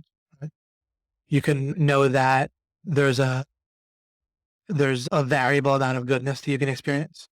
Nothing would have any meaning unless there was a variable amount of goodness you can experience. You can realize that that your consciousness screen, how it's configured right now, it must be that way for a reason. There must also be something that's capable of making consciousness screens and changing them that exists since you have one and since it changes, and you can build from there, right? Okay, who am I? At least I must be something that is able to be aware of consciousness screens. What's my overall goal or purpose? I'd like to have goodness, sure, but there's also badness, which is actually different than goodness. You could say maybe badness and goodness are the same thing. They're not exactly the same thing, right? Or else there'd be no way to tell the difference between good and bad, which we can. I don't mean we can tell the difference between what leads to good or bad, but we can certainly tell if we feel good or bad. We could tell the difference. Again, not that it would have any meaning if we couldn't. You wouldn't even understand what I was talking about at all. You wouldn't even begin. So they're definitely different. Maybe bad is just the relative lack of good, but then that doesn't add up. Right? Clearly, you could just imagine that you feel good, but you could feel even better. So then you could feel then let's say you feel better. Then let's say you feel good, but not as well as you did the day. Let's say on Monday, you feel quite good, right? On Tuesday, all day, you feel even better. Then on Wednesday, you feel as good as you did on Monday. Not as good as Tuesday, but the same as on. There doesn't have to be any bad at all, right? Bad isn't just relative to less good. There's a real feeling of actual bad that we can feel. And it's different than goodness. I can get into that more in the future at some time. But those are some examples of things you can know, and you can just keep on going. You can say, I know things, this following seems to be true. I think that I want to make such and such amount of money. All right. So let's say that was the case. If that's true, you can know all kinds of if-then statements with perfect clarity, right? If I make $5,000 a month, that's less than 10,000. Not necessarily worse, but if I say that it's better to make 10,000 than 5,000, it's worse to make 5,000, does that mean I have to feel bad? No. So once again, we see You can feel good. That doesn't yet help you make it, but you can think, okay, is it more likely eyeballing it? Is it more likely if I contact people in some way, get to talking to people about making money? If I learn, hear what people that are making money, if I get around them, hear some of their strategies, is that more likely to help me make money? Does that seem more likely? Yeah. There's a way that there's a threshold of clarity with that. You can say, it would be absurd for me to say that I haven't hit a threshold of clarity in answering that statement, that it would be more beneficial to get around people that are making money, that are over a certain threshold of money that I want to get over. And you could say, if maybe there's something I'll realize that's wrong about that, but for now, it just seems very clear, so I'll act on it. And then maybe I'll discover more about how to be even more certain, or maybe perfectly certain, that if I eyeball something in that way, that it's correct. That again, that the following conclusion is correct, that it is more reasonable to get around people that are making some money than to not get around them at all if I want to make money. Maybe what would be the method that I could know that's correct if it is? And there's a question. Now that's a great question. Write that in your notebook and start looking at the individual words in that tape. And that's how you develop your understanding. Right? I could talk and talk, but by doing that for yourself, you'll have more of a framework of questions, and it'll help you. It'll even subconsciously be more prepared. Oh, let me wrap up here with something I was going to start with, and I ended up not. This will be fun and simple and useful, and you'll, I think, enjoy it. A simple illustration. Let me ask you this. When you're trying to achieve success, getting over whatever threshold you want, let's think about money. Say let's just forget about the monthly just for a moment. I use that a lot. Let's use the $3 million. Let's say you want to accumulate $3 million that you own in between your house and retirement and cash, or cash-like instrument. On your way to doing that, do you think that it will be a linear accumulation of opportunities and moments? Or are there going to be particular moments or opportunities or people or intersection moments with people that are going to be out of proportion in terms of how much of an impact they have? In other words, if in the next 300 days, are each of those days are you going to encounter the same amount of opportunity on each day? Or is it more likely that, or even certain that, there'll be like these waves that you can catch? In other words, on one day you might run into a person where it's just going to be really great for you. Are you going to probably run into a person like that exactly one every day? Or is it more likely that there'll be a different number of those people, including zero, of course, that you'll run into on different days? Maybe there'll be one person all year that's a particularly big wave intersection for you in particular. They might not even look like a whale, right? They might not be like massively wealthy person who's going to carry you over the finish line all by themselves, right? It could be somebody like for me with Mike Long, he wasn't like a multimillionaire when I met him, right? He had an ability and a talent that really I noticed. And plus, we had a personal interaction. We liked each other in the way that with some people, you can get around them enough and communicate with them enough where you can find the intersection, and some people can't. But some people won't even. But some people, you naturally like each other and interact easily and have a decent intuitive understanding of each other. Obviously, that frame of being able to interact and intuitively understand the person to a decent degree and just talk to them and they want to talk to you, obviously, that means that you're going to be able to find intersections better, right? Combined with whether there actually are intersections. When I met Mike, he had demonstrated a talent, not on purpose. He didn't show off in front of me. I just by us talking a little bit and that, but it didn't matter what. But, or maybe I can even describe it. Maybe it'll help the illustration. He first at a game store in Harrisonburg, which is where his college was, university he went to. It's just a very small town. And a game store there normally would have maybe few people in it or visit it, but he would get a lot of people, probably 10 times the amount of people that you'd normally expect to be there, would be there on days where he would either organize things or constantly or whatever. But it was very disproportionate, clearly because of Mike. And he had done that in other ways as well, like working with Fuddruckers with making Sundays, stuff when he was in high school. And having a big crowd around him, big line for Sundays, that, like the ice cream stuff, that wouldn't exist without him. It was clearly because of something he was doing. That was something that I realized intuitively I could work with. It was helpful for me. And it was completely not something that I did. And it was something a piece I was missing. At the time, I was just like playing Magic and I was doing my solo speed reading thing. It wasn't like overall looking to partner with a big business, but just in general, just being even friends with him. So there was in other words, but there was the advantage, like the talent that could create intersection, plus the ability to just interact in a friendly way that could lead to finding opportunities to use that talent, both the talent and this mutual like of each other. So we could look at Mike overall then, from my perspective, as a wave. And how often do I meet someone like that? Not too often. In a different way, meeting Greg was like a wave. Was there a Greg every single day? Probably not, unless I was particularly blind. But so the point here then is that it's very disproportionate opportunities that can come along sometimes. If that's the case, then how do we harness that? Just like when I talked about stillness versus motion, if we have waves versus kind of a constant stream of opportunity, if that's the case, then it's actually another point in favor of why what's our core distinction we're talking about in Ragnarok, right? The last week and this week is distinguishing the default way of going about goals. Like we're trying to get closer to a goal that's a thing, right? And feel bad about being stuck and so forth, versus the removing failure conditions, which allows you to feel progress and never be stuck and make actual progress that also feels like progress, right? And so which one of those, on top of, I think I've already made my case pretty well, but which one of those is going to be better in a world where opportunity is not linear, right? It's not constant. It's like qualitative rather than quantitative in a sense, however you want to represent it, right? It's not like one flat line, it's wave, they're coming.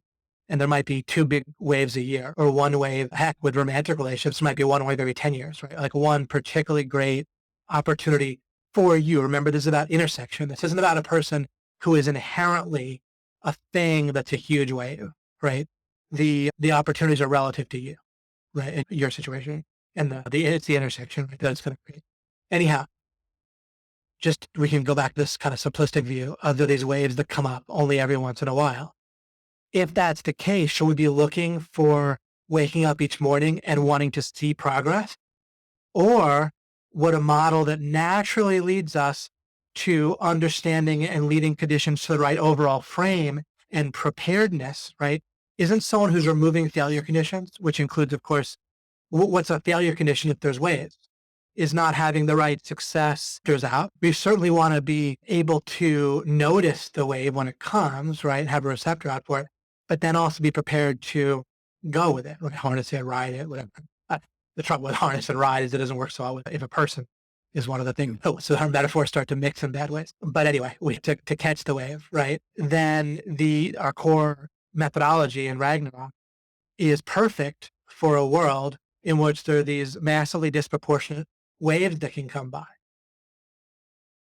And we don't want to think of a wave as objective in the sense that it's objective in the sense that it's objectively true that once it interacts with you as a wave, the waveform, the interaction that it creates is terrific, right?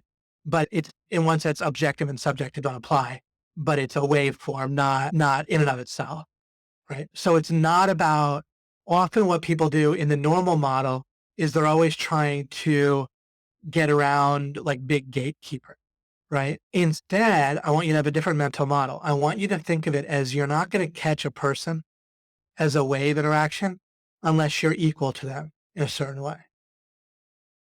You might be saying, David, I thought you said life isn't about superiority, or of course. When I say something that can be interpreted in different ways, and obviously you interpret it in light of other things to be true. I'm not talking about like morally equal or equal in some kind of status, although it can be relevant. What I do regarding status, I try to not have it be an issue. So I try to appear to be, when necessary and relevant, I try to appear to be of equal status. So it doesn't keep me from meeting a person in the first place, right? It doesn't cause me to be dismissed in the first place, to the extent that's relevant. Just when that's relevant, then keep in mind that appearing to be of equal status is useful, and I affirm that. I don't poo that. I don't disagree with it. But one way or the other, so what people feel intuitively, they feel like, oh, I'm going to make so much progress if I can just get around or joint venture. I'm so excited. I want to get around this person. I have an opportunity to get around this person who's so successful. there may be something helpful about that, but I think it's probably much more like suppose you do things really right and become or do things very successfully over the next 20 years. Looking back, I would guess that most of your success came from catching waves that you had made yourself equal to, rather than like grabbing onto the coattails of someone who is way above you in some sense. Just practically speaking, strategically speaking, realistically speaking, it's probably going to be a strategy that's going to pay off for you much more often, as far as I can tell. I'm not claiming to know that perfectly at this moment, but with my experience and what I do know, I would, and you probably agree if I were to guess, now that I say it at least. So one big hint is to spend the time in the interim between the waves, getting prepared, building yourself up. That's the one man gang part of one man gang. Of course, we believe in joint ventures, working with people and so forth, but you want to raise yourself up to be ready for the person that comes by. You don't need to raise yourself up so that the top guy in the industry wants to joint venture with you. That's not what I'm saying. Just raise yourself up enough so that you'll be able to catch good intersections that come up. You'll at least be on par with people that are going to be a good intersection. If you're too low, so to speak, if you're too crappy at what you're trying to do, then pretty much all the good intersections won't intersect with you. The ones that would intersect with you if you could be where you were. You could say, well, David, what about if I'm a novice? I get together with someone who's a novice and intersect that way. That might work, but totally reasonable. But on the other hand, it also just at that point, it might still be more efficient to be solo for some amount of time until you build yourself up. I don't have this perfectly figured out, but in practice, just going by experience, I would say that kind of building myself up in a bit of a solo way to a certain degree, hard to say. If you get with a novice who's really looking for mastery, then you might be in great shape. I guess the main thing would be you don't just want to latch onto someone who's a novice because they don't have a real useful success methodology. They're not really going somewhere. And anyway, just in general with waves, if you are ready for them by being prepared in various ways, including overall frames, right? And then with specific skills, whatever it might be, the more you build yourself up, the more you're going to be naturally intersecting well with people who are built up more too, right? Practically speaking, in a particular area of life. And then you look for the waves, you look for the intersection on top of that. And I think you'll be in incredibly good shape. Just that one way of looking at life and succeeding right there should be really easy to understand and be of immense practical value.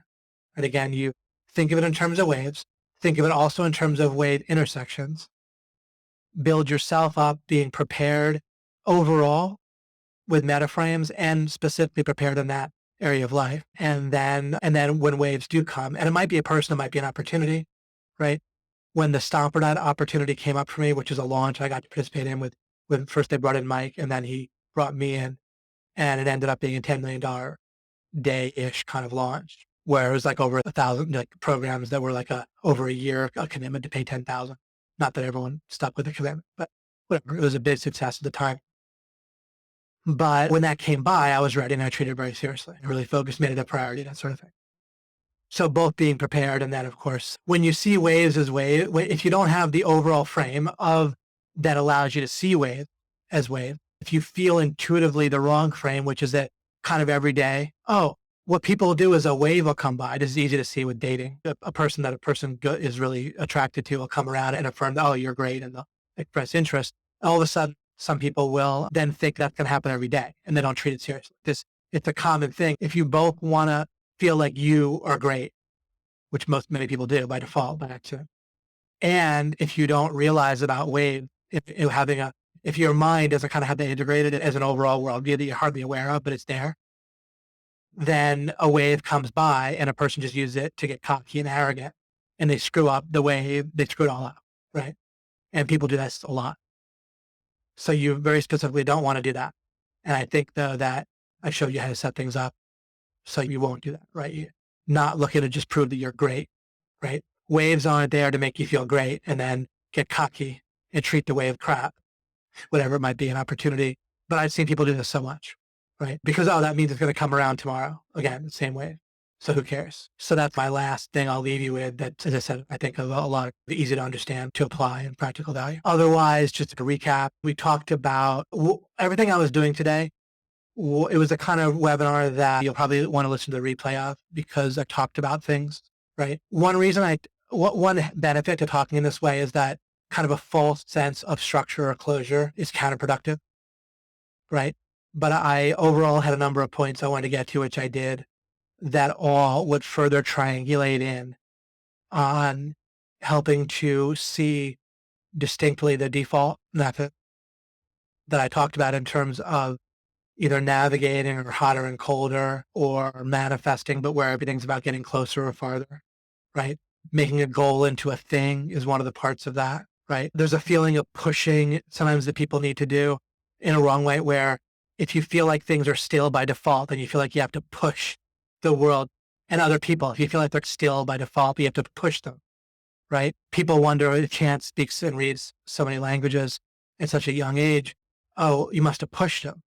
But no, see, my model wasn't that he was still by default. Instead, I operated on him, so to speak, like a good doctor, so to speak, where all I had to do was create the condition because he was already in motion. A young child doesn't want to stare at the wall. They want to learn stuff and explore stuff and do stuff. And whatever if there's, and they also want to interact with people. They love attention, right? So if there's someone giving them attention and they like to also do what they want, you have someone paying attention to them doing what they want, and they want to learn. Now that person's speaking a foreign language, or that person's showing them flashcards with written words so they can learn to read, like their mother, right? Their mother most of all in a lot of cases. Maybe his case, his father, but either one, right? A parent is huge to them, right? Feels very important. So that person spends 5 minutes a day, literally, or 15, showing flashcards, saying the word, then doing it in different languages. Or a person plays with them, doing what they like, playing with them and giving them attention, doing what they want, but they only speak a certain language only, right? I view it as he's in motion. You see how that led to such different conclusions. So many per people. We had to go through a number of people for Spanish and Chinese because we weren't fluent in this. I'm not fluent. Olia mostly did this, by the way. I didn't too much. But my way. But they're without realizing it, their worldview is that a child is still and has to be pushed, right? And so for a child to learn a language, you have to give them lessons. You need to teach them. But right, but where does that come from? It comes from an assumption of stillness. But that's false. When I didn't assume that Chance was inherently still, but that he was in motion, then all I had to do was create conditions where the motion would go in the right way. He's never pushed at all. Wasn't punished. But if you feel like you have to push in life and struggle and so forth, then that's coming from an intuitive, invisible assumption of stillness. But that's not how the world is. You're a being. The world is in motion outside of you, right? Your mind is in motion, right? Your mind isn't still by default. I'm sure you know that when you try to fall asleep at night, right? So don't act as if it is still. It doesn't have to be pushed.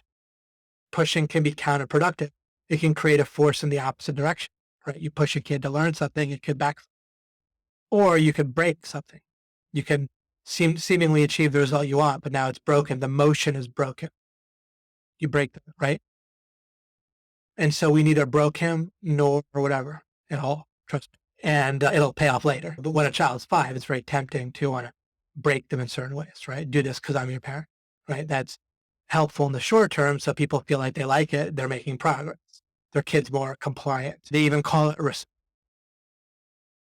right? But being broken to authority is not respect of being broken. And since it's so normal, people don't see it as such.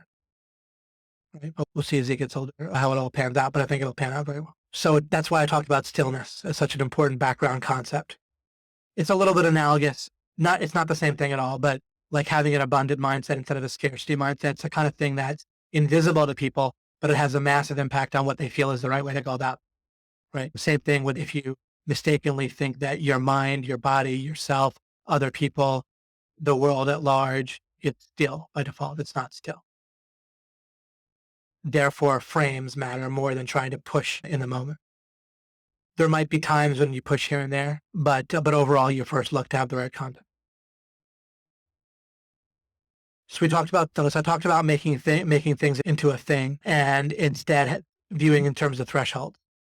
Sorry, I'm not seeing not sure if I put that on there in terms of thresholds, but I probably just went to this slide when I talked about thresholds. You can fill in some illustrations yourself, work on your own scenarios and see how it can be different if you, and you can notice if you start to get pissed off or frustrated or angry or scared or whatever, notice, see if my prophecy is true.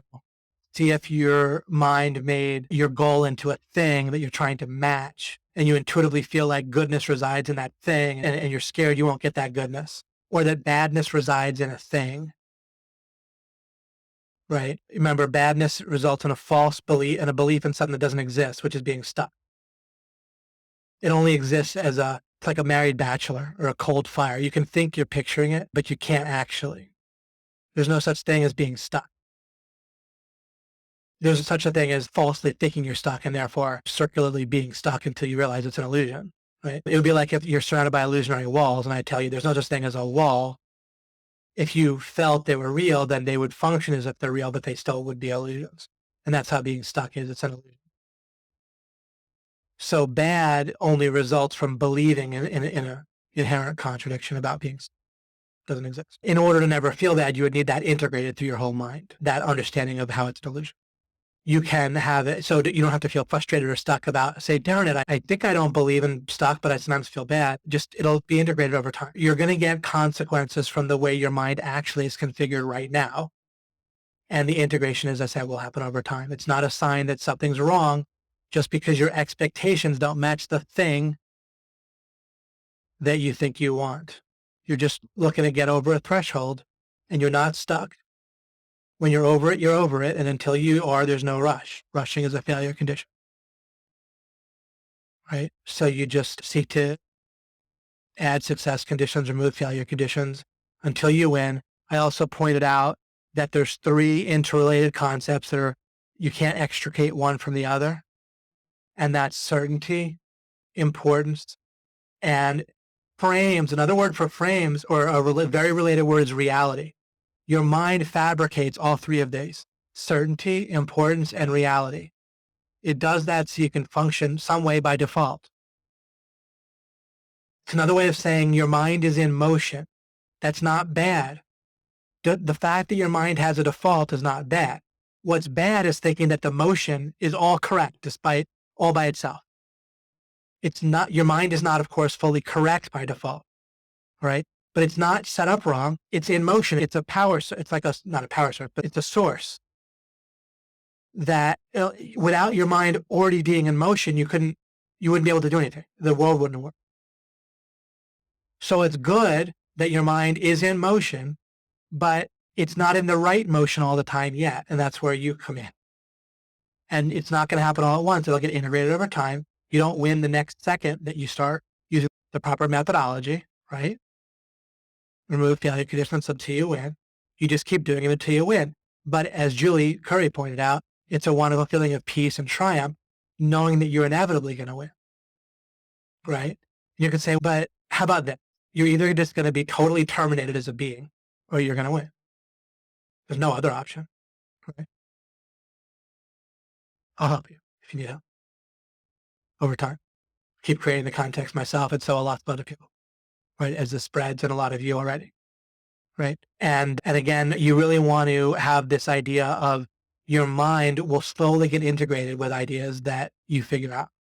But don't think that you failed to figure something out just because your mind is not neurologically integrated with something you figured out immediately. However, there really is something to when you get over the threshold of certainty with various concepts and things that you realize in life. I don't have this fully figured out, but I strongly suspect, is something I could say now. There's something where I get enough of it that I'm confident to at least say it, is I think there's something that happens. It's invisible, but I think it happens. I think you can deduce your way to it. When you get over the threshold of I'm saying something pretty cool here. As I wrap up here, when you get over a certain threshold of certainty by doing the original thing here, regarding certain truths in life, you'll remove failure conditions until you get a certain amount of clarity where you're certain in a correct and clear way. And it's almost, that's when there's a power that happens from that has a strong impact, I think, on your own mind. And then as your own mind gets integrated where it gets over a threshold of certainty in terms of integration, like neurologically, then I think there's a way that has a very powerful impact upon the world. Even without anything metaphysical, we can certainly tell that because a feeling of certainty is such a big deal to people, normal, everyday, everyone, people are very drawn to people that are certain, rightly or wrongly. But if you're like certain and correct, and also when you're certain and correct and you got there properly, then there's something to that comes across even differently than someone who's just certain because they just have that kind of personality where they come across certain. Right? People that kind of come across as certain and it makes them charismatic in a certain way, people want to follow them. But I think you'll be even more charismatic in a certain way, even if your voice isn't as silky smooth or whatever, you'll have a certainty, right? And likely a number of you feel this with me, that is magnetic. I didn't used to be nearly at all magnetic, basically. There came a point when I started to understand things and get over thresholds of understanding important things about life, even starting even in my 20s, where there was a certain type of charisma that I'd never had before, that comparing myself to myself, it was pretty powerful, right? And pretty clearly that's grown and it exists. It isn't like people meet me in the first moment, everyone like that, but there's a certain charisma that people get, especially over a bit of time or in certain circumstances where they can see me in the right context where it's magnetic. And my whole point in saying that about myself is that you probably, a lot of you already have experienced that with people around you and it'll only grow. Right. And it's a pretty clearly a real phenomenon that's easy to understand is that when you have a correct certainty that's built in the right way, and that'll integrate to your mind pretty powerfully. And then you'll have an impact on other people too, because they're fundamentally uncertain deep down. A lot of times they don't feel it because there's a defense against feeling uncertain that people have, which of course also prevents them from expanding their frame. But they'll be drawn to you as well. And then that'll help you make money, of course, in a presumably a positive way. Okay, a pretty good recap there as well. So that will be that, and then I'll do some amount of discussion, and then we'll be done. Maybe I'll do the little 1-minute break and come back, and we'll talk a bit. All back. You mentioned a while ago, Bryce said that you're working on the property rights idea. What did you mean by that? The only thing I can don't remember. The only thing I can think of is I'm working on spreading it to people where it becomes normal. That's what I would like. If people, nearly everyone does not believe in individual property right by like intuitively. Most people would affirm it, but then contradict it, right, overall. I also want people to see a certain perspective that I'm trying to spread.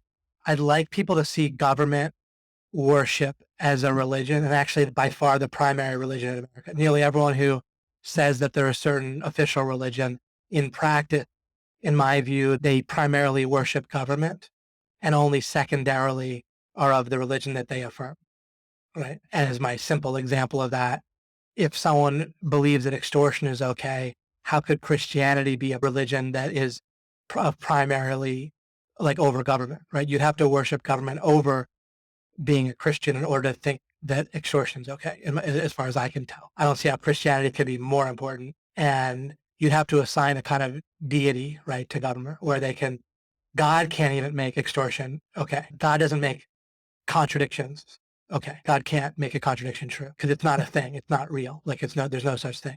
So people believe that government can do something that God can't even. So it must be more important. They must deify government even to a larger extent than God. So that's not something I'm necessarily going to develop a lot right now, but I would like to spread it. I do think it's an overall major failure condition in people's lives. I think that your overall view of the world, like your religion is very important to your overall view and frames. There's a whole bunch of assumptions that come with it. And again, I think that government worship is a very detrimental religion for making money and for relating to other people, right, and so forth.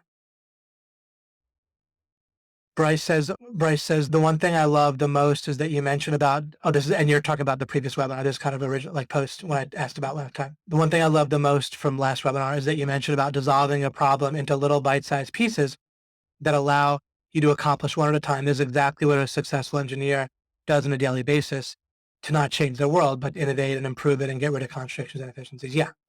Yeah, that's a good way to look at things. Right. Then a nice thing about the idea of removing failure conditions is it inherently makes pretty much anything bite size.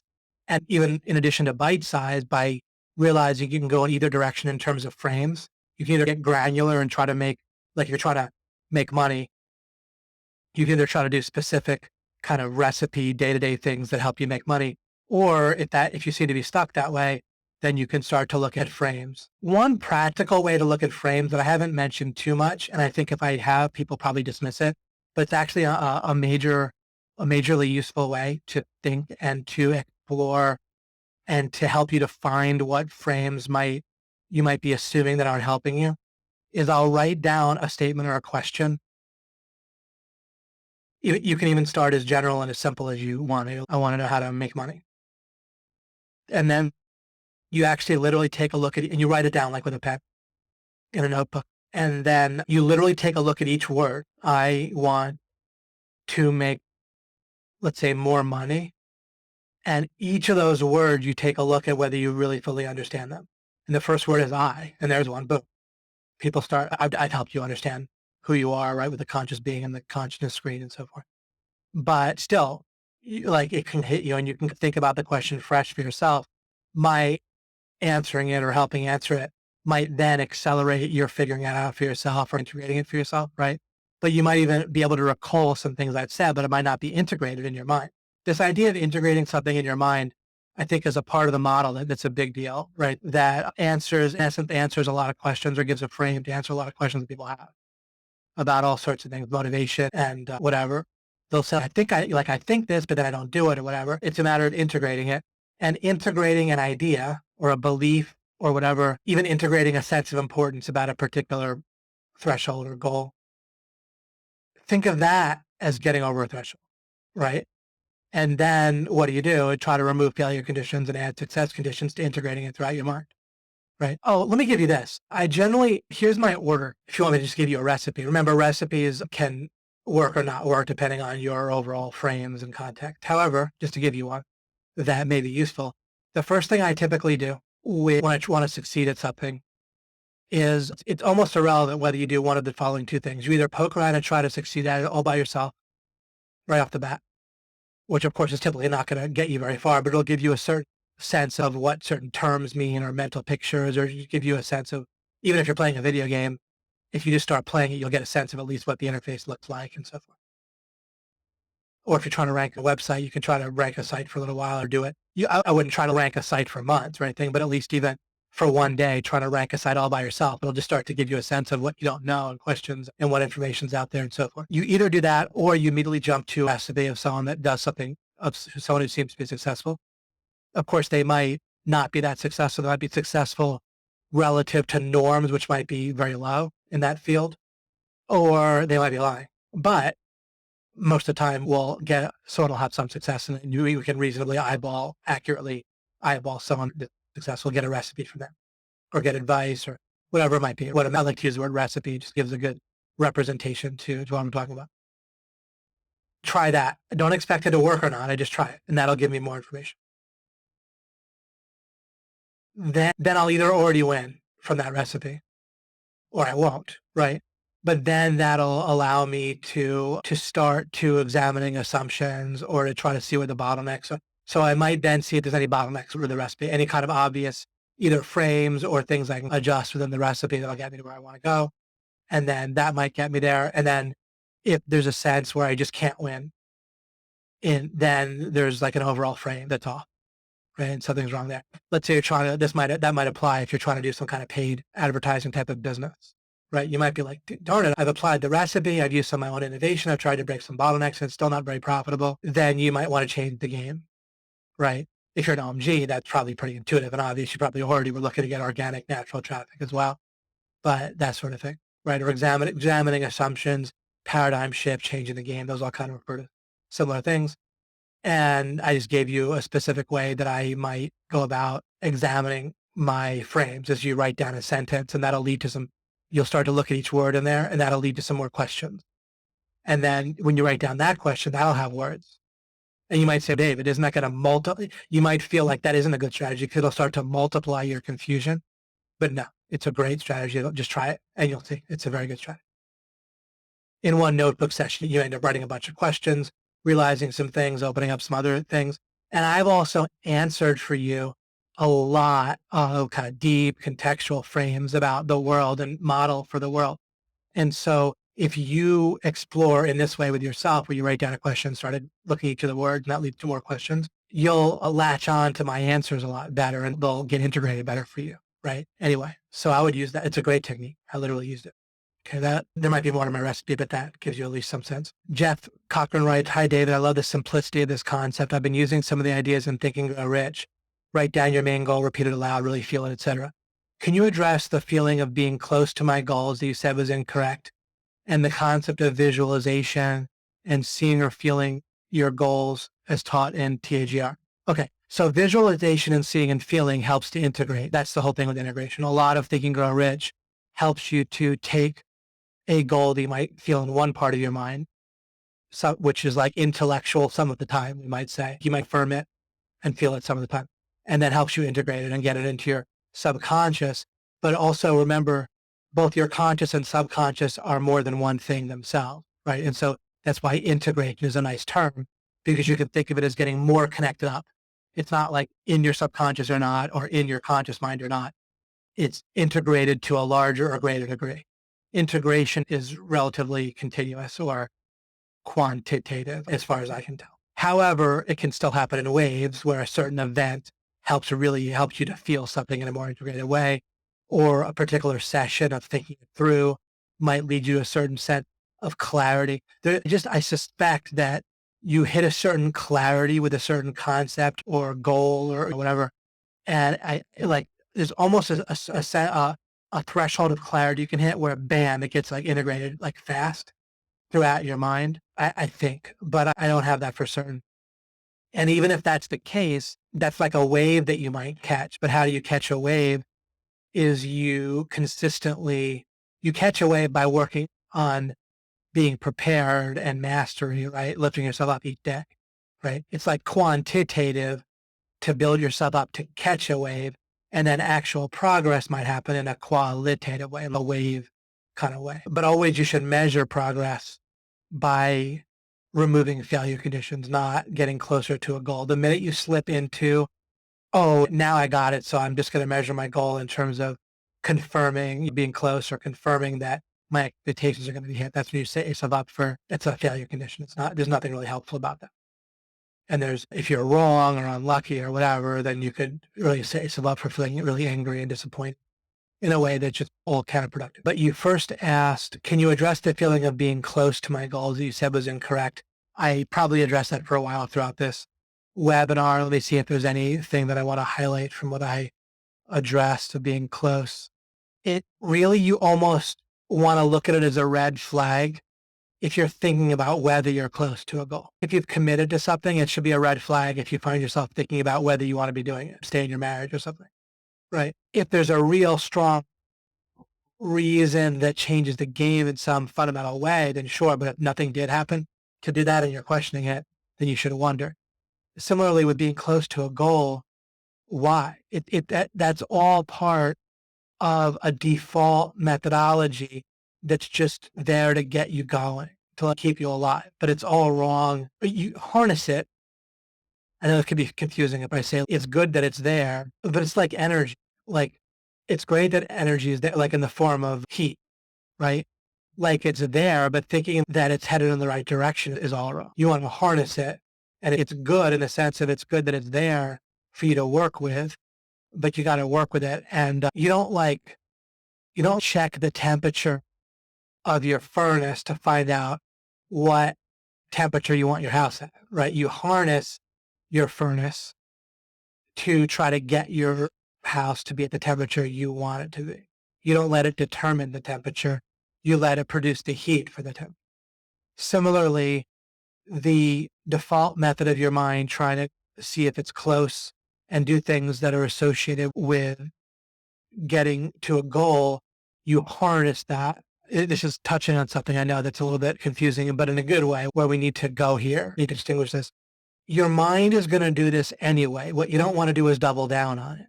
And this is why it matters a lot to distinguish between you and your mind, ultimately.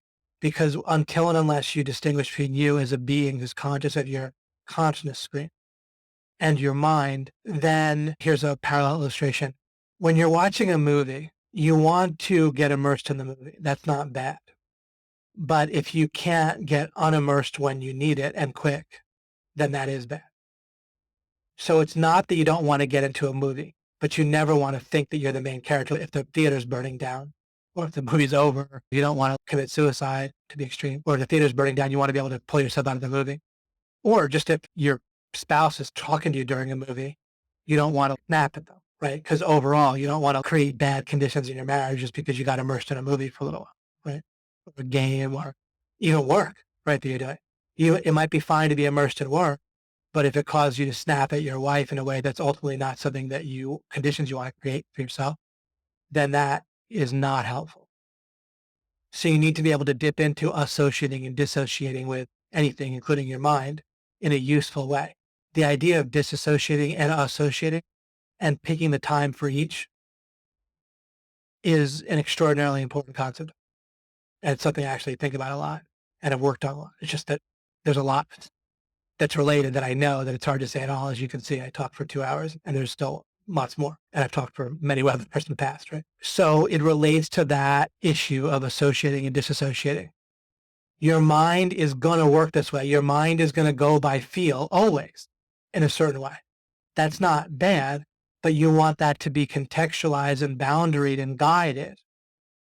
You don't want to use the feeling of being close to determine like the overall frame of how you operate. You always want to remove failure conditions, even if you're close.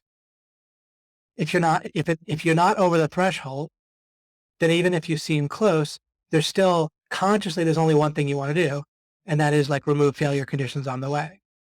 In a sense, that's also true of subconsciously removing failure conditions, but it's still going to, somehow I keep thinking of that furnace. The furnace does what it does, and it's not a problem that it heats the way it heats, and that it heats to a very high temperature, right? Like a gas burning furnace would have to burn gas, and therefore that burn right there, that flame from the burning of a gas furnace would have to be a certain temperature, right? Like gas just basically, as far as I know, I'm not like a huge expert in this field, but presumably when gas burns, it creates a certain temperature that is pretty constant, right? There's a way that the truth, like the parallel truth is here, where you don't try to change that temperature. There's nothing wrong about that temperature, but you don't use that temperature to guide you as to what you want your room to be at. And in a sense, the rest of the heater needs to compensate and balance or adjust, right, and harness that several hundred degree, presumably, temperature of the gas that it burns at to get your room to the temperature that you want it to get to, right? And of course, simplistically, the way it does that is it heats some water, probably, or maybe not, I don't know, and then, or blows, I don't know. But then it heats for a little while until it raises the temperature of the overall room by a degree or two, whatever it's set at, and then it just lets that dissipate, and presumably it's colder outside, and that'll balance things out, and so forth. So if you go back to that illustration and you look to understand it better, remember, you'll come to the truth without me if you if you go about understanding, right? Because the truth is real, right? So there's a way that you need to harness your mind.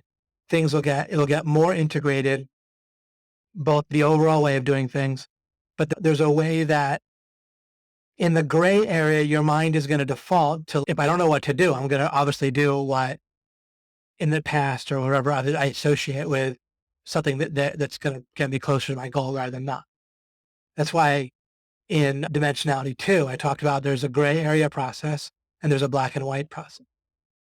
Mostly you can just attend to or probably in a sense fully, you can attend to the black and white process. Your mind will do the gray area process all by itself automatically. And then it'll all work out together if you attend to the black and white process. There's probably something that I might think of in the future to explain that even better. But with what I gave you, I think you can get pretty far. Some good comments about the previous webinar. And let's see here. Brian said during this week, and of course I mentioned the previous webinar, I look at these comments because this webinar is about explaining last webinar. Brian says, hi, David. During this week, my modes of operation and focus points were a much easier choice. When I found a broken window, metaphorically, he means like the broken windows theory of crime and so forth.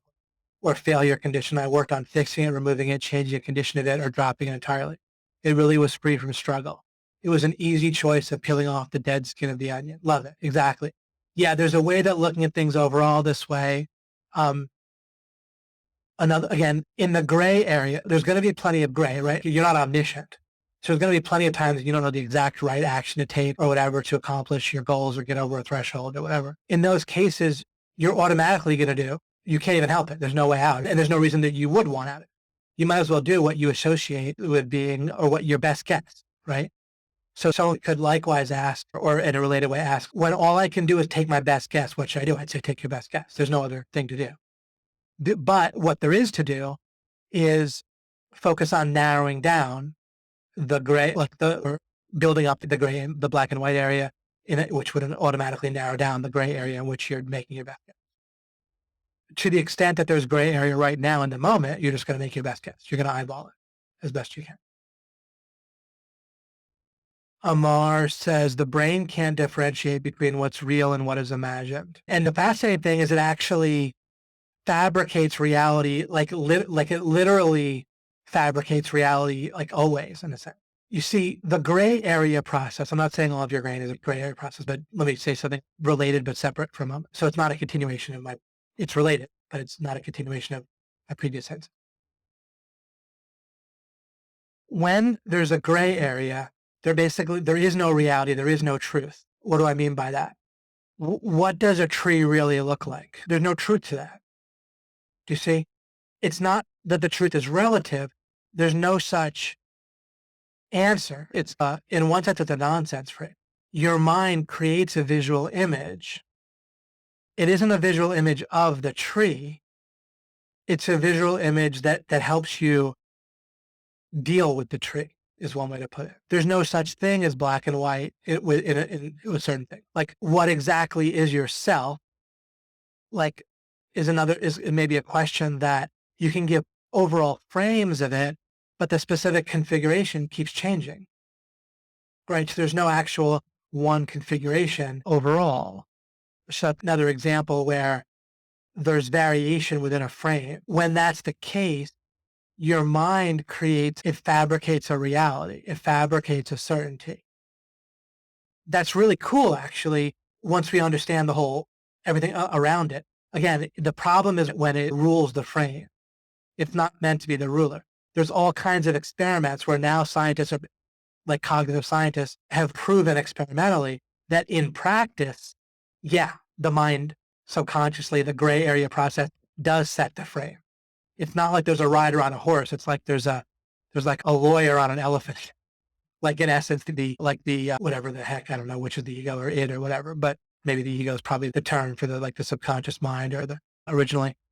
But people's subconscious really sets the frame, and then they just got to buy it within a small range, right?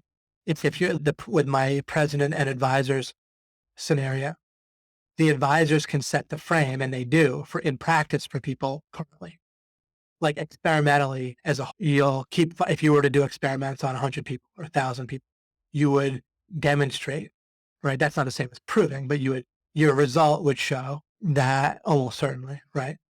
That the kind of gray area process, that they don't call it that, right? But the subconscious mind and so forth dictate what's going on, and what people think of as their free will or their conscious justifications for things and so forth are within a small frame dictated by the subconscious. And when people even give their reasons for making choices, those reasons can be shown not to measure up with the actual reasons why they must have been. I've told you about the experiment with the 4 identical pieces of fabric in a mall. And cognitive scientists did this experiment. And then they asked people which fabric they preferred. And people had to pick one. And disproportionately, by far, people picked, I think it was the most recent one, like the last one they tried. But then when you asked people, why did you choose the one you chose? So obviously the reason those people chose it must have been because it was the most recent one, because that's the only factor. There's nothing else different. This is the only factor it could have been if it was disproportionate. It wasn't 25%, 25%, 25% for 4 pieces of fabric. It was most people chose the latest one. And when you ask those people, none of them would say because it was the most recent one I tried. And they even further did an experimental question. They asked them, was one of the reasons that it was the most recent fabric? And of course they looked at them like they were crazy. Like, of course that wasn't the reason. and they would come up with some justification. That's just a quick little experimental example and somewhat contrived circumstances, but it's just an example of what I mean. But experiment after experiment in different ways shows that we can see it on the whole with politics and so forth. Why was the foreign trip that Trump made a success or a failure? It really just depends on what someone's political bias is, and then they'll come up with some justification, right? Oh, he dumped the whole jar of feed into the koi fish pond. That's why it was a failure. If they hate Trump, right? If they love Trump, then because he didn't bow, right? And they did like Obama, he didn't bow to the dictator. So right? The point being that it's the answer is determined by the overall frame subconsciously in essence. And the justification is they just find something within the frame to justify. That's how people work by default. We need to reverse that process, of course. Mike Long said, and I just said all that in terms of just to relate it to the idea of what's real and what's imagined. In the gray area, there basically is no fixed reality. I don't mean that mysteriously. I just mean that kind of simplistically, but it's true. And our mind fabricates a certainty, reality, and so forth. And that helps us function. We want to harness that rather than have it harness us. And again, it's not bad, right? A horse isn't bad, but if we want to get somewhere, then we want to tell the horse where to go, not have the horse tell us where to go. We don't want to have the horse take us to a town. This is how it works, like again, in practice. This is another illustration of how people behave in real life right now, is the horse will take him to a town that the horse chooses, and then the person will say why they chose the town. Oh, because I like a small town, or I like a big town, right? Oh, people do this in real life with their parents decide what town they grew up in. And then after the fact, or religion, nearly everyone is the religion of their parents, right, in the world and throughout history.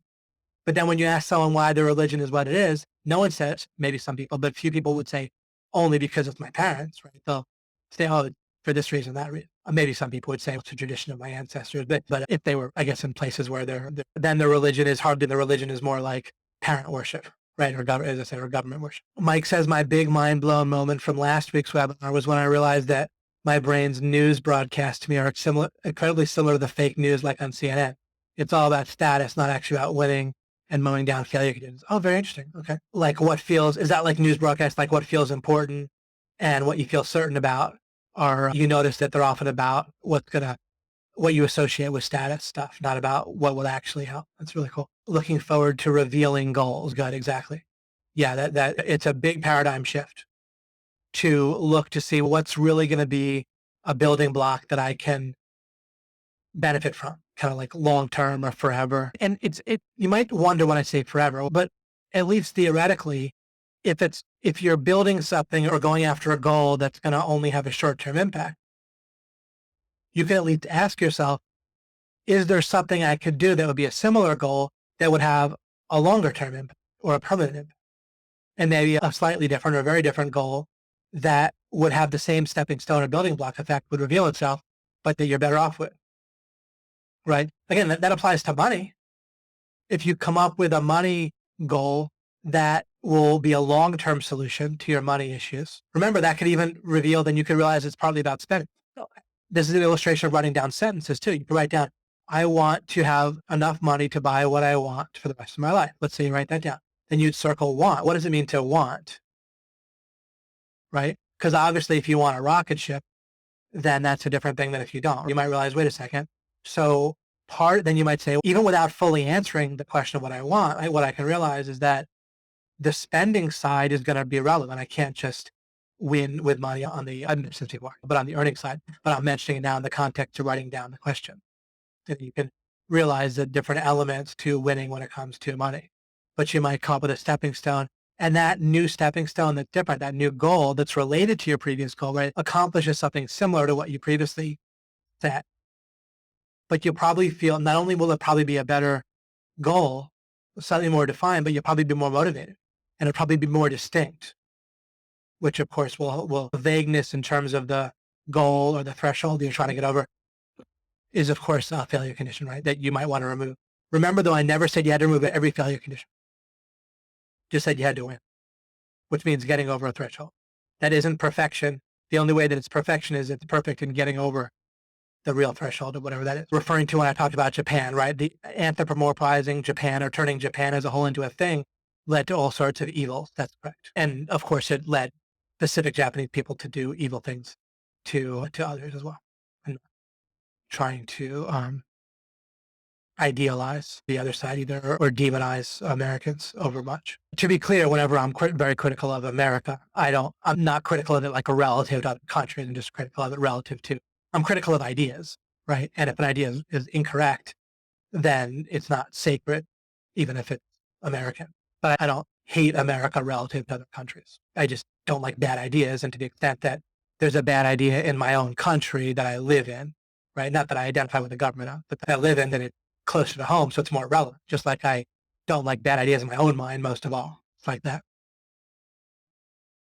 Not sure what the like Bitcoin. Oh, Bitcoin becoming a thing, right? Any currency, it reaches a point where it becomes a thing in that, in a sense. I know I haven't defined that perfectly. I might look to make that more clear over time. What I want to get to, I'm going to not do dimensionality next week. Joe's going to do something, but I think that, of course, I overall always want to develop these concepts, but I think that I want to start to take a look at website conversion. I think a number of people want that. And then in doing so, we could look at meta ideas and apply that to some of the overall ideas of sales and conversion and then of success overall. Amor says, so set goals, but regardless of the outcome, everything is a win until you actually win. Okay, here's the case. If you are removing failure conditions, then yeah, that's a win or that's progress, which you can feel good about.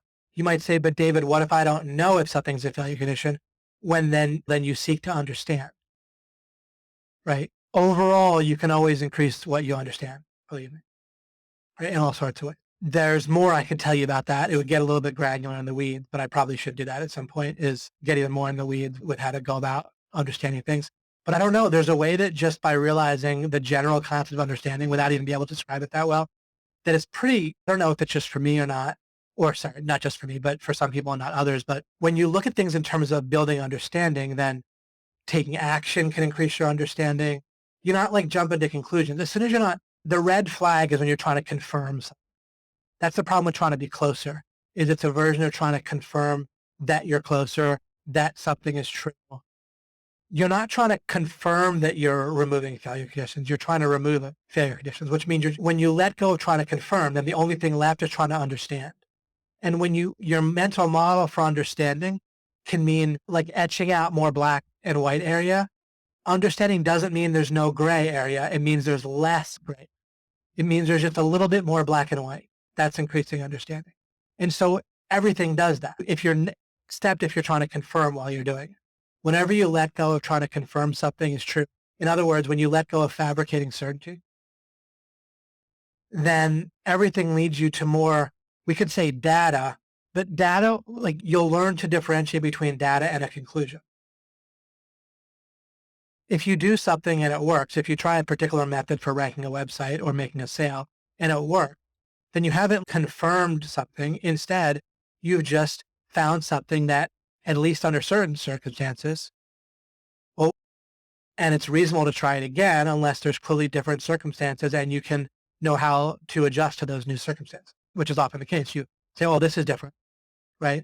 I'll use the same script, but I'll use female pronouns because I'm using it obvious instead of male, right? What things that are different, right? If there's obvious things that are different that you know how you can adjust to, then fine. But otherwise, you do the same thing if you want, right? And then, but you're not doing the same thing to make the next sale or to rank the next website in order to confirm that you're awesome, or to confirm that you're not helpless, or to confirm that you really are closer to your goal. That's wrong. You're not ever trying to confirm. And whenever you let go of confirming, as I just said, then you'll automatically be, I think, seeking to understand. The only thing left is understanding. Like, I think that you'll either understand more, you'll either reap another benefit from using the same sales pitch again and having it work, or you will learn more about how it works, or you'll get more experience or data about it not working, and that'll lead to more questions, which will lead to more understanding. And so think of questions as little magnets that inevitably lead to answers, and in the sense that both questions and the subsequent answers lead to understanding. But that also means that getting a question automatically leads to understanding, whether or not you define understanding as the question or the answer. If a question attracts answers, then the understanding begins with the question and is automatically you win when you have the question. And the only thing that gets in the way of having a question based on a new experience is wanting to confirm. I'll refresh this because I think it got stuck here. But Kath White says consciousness screen. David Mills, are you including thoughts and feelings along with the data from the five senses? Yeah. Anything you're aware of right now in what you might call internally in your head. Of course, that's a metaphor anyway, in your head. Internal feelings, anything that you're aware of and then aware of as a being. Not anything that's an input to your brain. That would include all stimuli, like free will. That was when I was talking about like your power. Yeah, your free will, your power, that's all related. And it has to be something simple and unstoppable. I've talked about that in the past, but it's a fascinating concept. Not something people realize. Amar says you have to be always aware of your conscious screen and use your free will at every moment. Amar, when you're saying that, you're importing some ideas. Unless this is a question, you're importing some ideas from other teachings that are basically incorrect, like some frames that are incorrect. Not your statement isn't that your statement's incorrect or not, but the frame is incorrect, which kind of makes it easy. You don't have to be aware of your conscious screen. You literally are aware of your conscious screen. If you're watching a TV, you don't say you have to. If I say that during the hour that you're watching TV, you have to watch TV, that would be redundant, right? Like and it would imply a misunderstanding on my part, the redundancy. You don't need to be more aware. You can't be more aware. You're aware of your conscious screen. You can't be more conscious. Anyone that says that is at least meaning something. It's not that they're wrong or not, but they mean something different than me. And they're also probably wrong. Because basically everyone's wrong that hasn't figured this stuff out. And there's just so many, it's like a combination lock. There's so many pieces that I figured out that I don't see anyone else figuring out. And it's not a matter of pride. I say that it's relevant to you in terms of learning from me and in terms of misinterpreting what I'm saying. I have no problem with, I'd love it if other people knew what I knew, and I'd love it if they figure out what I do. Okay. I just want to win, and I don't need to contribute to the win. I just want the win to happen. I'm fine myself personally, both internally, ego wise, and financially and everything, relationship. But there's just so many pieces of the puzzle, we could say. There's multiple ones that I don't see anywhere else. And at least for me, they've taken a while to figure out. And there's some way that I clearly have a talent for something related to this. And it's just people end up being so far from, they can look like they're close superficially in certain niches or areas. They can say certain things like, you're not your mind. Some people say that. I think even Jim Carrey said that, right? Thanks. Jennifer sent me that. It was cool. But they're not overall close to the totality of the model that I figured out. I myself wasn't that close 5 years ago to what I have now. Even a year ago, I was, I guess, a year away by definition, by logic, but there's a whole bunch of things I hadn't figured out yet. And then you can't figure out some without having other pieces, right? Absolutely. Someone might have figured out all this and more. I just don't see it. And I'm excluding Jesus one way or the other. I say that, but just overall, I just don't see it. And every time I've had a lot of people show me this person looks close to what you're saying. This person looks close, but they end up not being, and not because I want them not to be. Just realistically, they're not. And you have to use your free will at any moment. But to use your free will, you need to understand what it is, basically. There's a way that something's going on that people aren't doing. If we were already pretty obviously doing what we needed to do, then there wouldn't be a hint. But there's a hint that we're not, right? People aren't. So and then Imar says, we're always at a crossroad when making decisions to everything in our life. Yeah, I would agree with that. We're constantly, and what you're saying isn't really wrong. There's just, I'm suspicious of some of the frames. You're literally aware of your conscious screen. We do need to use our free will, but to do that, we have to understand it. And that people don't get that to understanding it. And there's a whole bunch of parts to it, in essence, or building blocks, or not even building blocks. There's really like a lot of misconceptions, like wrong frames that people haven't broken. Like even what I said, it would have to be unblockable. Anyway, I'm always working on explaining that more. Megan says, I like the metaphor using the words consciousness screen, since I often use your computer game model when thinking about the distinctions between the body and physical world. Oh, good. I like that. I know that some people might not be aware of that, but I'll just go on. Where the conscious screen is like the interface place where those three things intersect and interact. Is that take on the correct metaphor? I think pretty much. Yeah. I'm a little bit short on time to get too much into it, but there's no like big red flags there for me right this moment. What did I miss? I like that. I tried to answer that one 2 hours ago. Wow. So I haven't even gotten to the recent, sorry guys, the recent comments. I'll do a quick little scan of some of those. I might look to do a full-on discussion maybe next time, see how appealing that is, and then look to maybe get into some website stuff. I'm skipping over a lot of great comments. I appreciate you guys. Oh, good. Maria says, Golden, David, removing failure conditions until I win. Wow. And presumably genius. Maybe you're encountering that for the first time, but I love it. I'm glad that's your reaction. Josh Fletcher says, I'm somewhat hardened, opposite of disheartened, and that I reached a certain understanding of that connection between certainty, confidence, and charisma through the method of knowing and alchemy. I did a quickie podcast about it last month. That's awesome, Fletch. I share that because I've come to understand through David's teaching, true understanding, that ability to get certainty properly has really changed a lot in my life.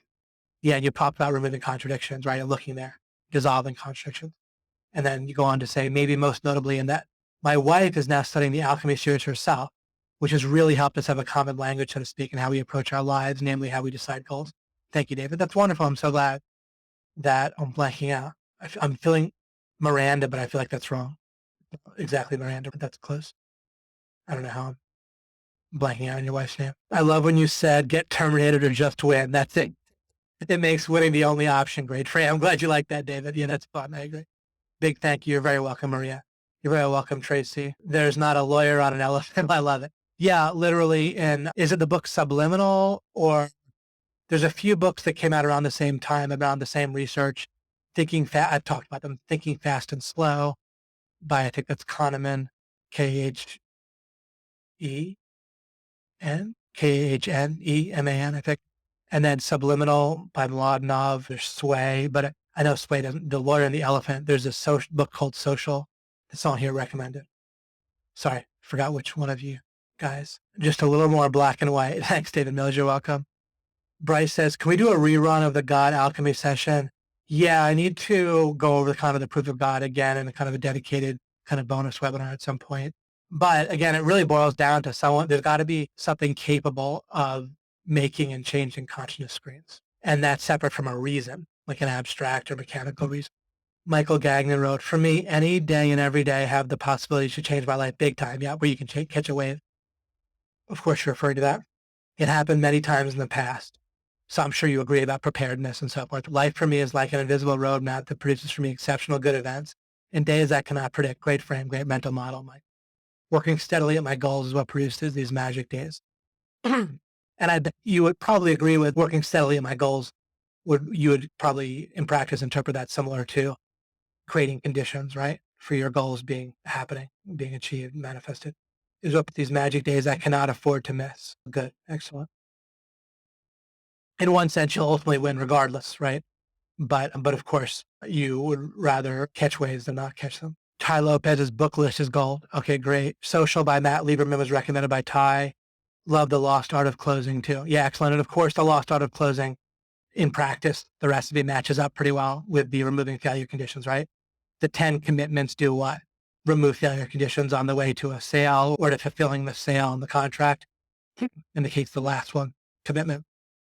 And even his strategies for getting the commitment mostly revolve around removing failure conditions, or of course, part of that is creating success conditions. Great session, deep thinking for me all day tomorrow. Haha, thank you, David. That's how it works. Right? These webinars, they're not for closure, they're for opening you. Although I try to give you a number of points of closure as well. So you get something to take home and enjoy. Okay, we'll bring things to a close now as we're reaching the 3-hour mark almost. No need to push. This is huge. Oh, I'm glad that resonated with you about the pushing. Yeah, there's probably some rules. I sometimes feel like I have particular clarity on this, and sometimes not, but on when to push and use force. There might be certain specific times for it, but overall, it shouldn't be like your go-to thing. Michael Long said, David really reached me on this personal property government worship thing, and it totally transformed me. Yeah, like years ago, right? Like 10 or 15 or years ago, maybe 50, probably 15 or so. Mike Broadwell says, the power of certainty I've already experienced, right? Like it's something where there's something to that, right? This power of certainty, but it's like not a power of false certainty. You can get a kind of short-term-ish type of seeming power from getting to fake certainty, right? That's real too, that people will get use out of. But it's buying something on a credit card, right? Because maintaining false certainty takes the whole confirmation model, which is toxic, right? So it's like a local peak that you get stuck on if you Again, there is a benefit to a false certainty, but again, it's a short-term benefit too that kind of comes with a bill attached. But yeah, to that real certainty that you achieve, that you earn, right, by not confirming the wrong way and by seeking it out through understanding and then getting to it, removing black and white until the certainty fills itself in properly. Where the gray area is within a range that's with over a threshold or within a bullseye or a target, right? So it could still be gray, but it's within a range that you automatically you win no matter where. If you have a great relationship with romantic relationship, then you might not know the perfect restaurant to go to on a particular day, but it'll be a good date and result in an intimate evening, perhaps, no matter where you go. Right? That's an example, just a quick, simple example of how there could be gray area, but it's within a range where you hit the target no matter what. So you can earn certainty by building the black and white to where even if there is a gray area, it's not relevant to winning anymore. And then there's that certainty that I think, yeah, unleashes a certain power. Right. It might be the one power, but then again, that might mean that the one power is the power to seek understanding. And then the certainty is probably just a consequence of that. And the release of power is probably a consequence. Remember that our free will needs to be fundamental in a way that it's not a consequence. It's a kind of direct route to things. Thank you, David Mills, and everyone for your help and knowledge. OMG for life. Appreciate that, Bryce, very much. Pure gold. Thanks, David. When is LOI live? I'm booking my tickets now. I appreciate that.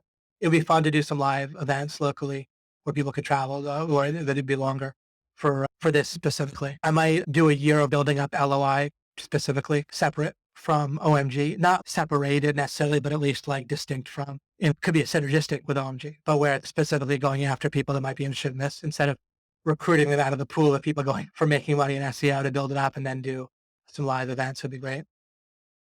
Appreciate your encouragement with that. Okay. I will wrap things up here. Appreciate all the wonderful and insightful and useful and questioning and so forth comments. You're very welcome, Zach. You're very welcome, Julie. Mind hurting. It must have been a good session. Great. When your mind hurts, the replay is often good. It'll be like magic where all of a sudden things like, bam, a whole bunch of things make sense and are useful. That's how mind works, remember. It goes into a state of confusion.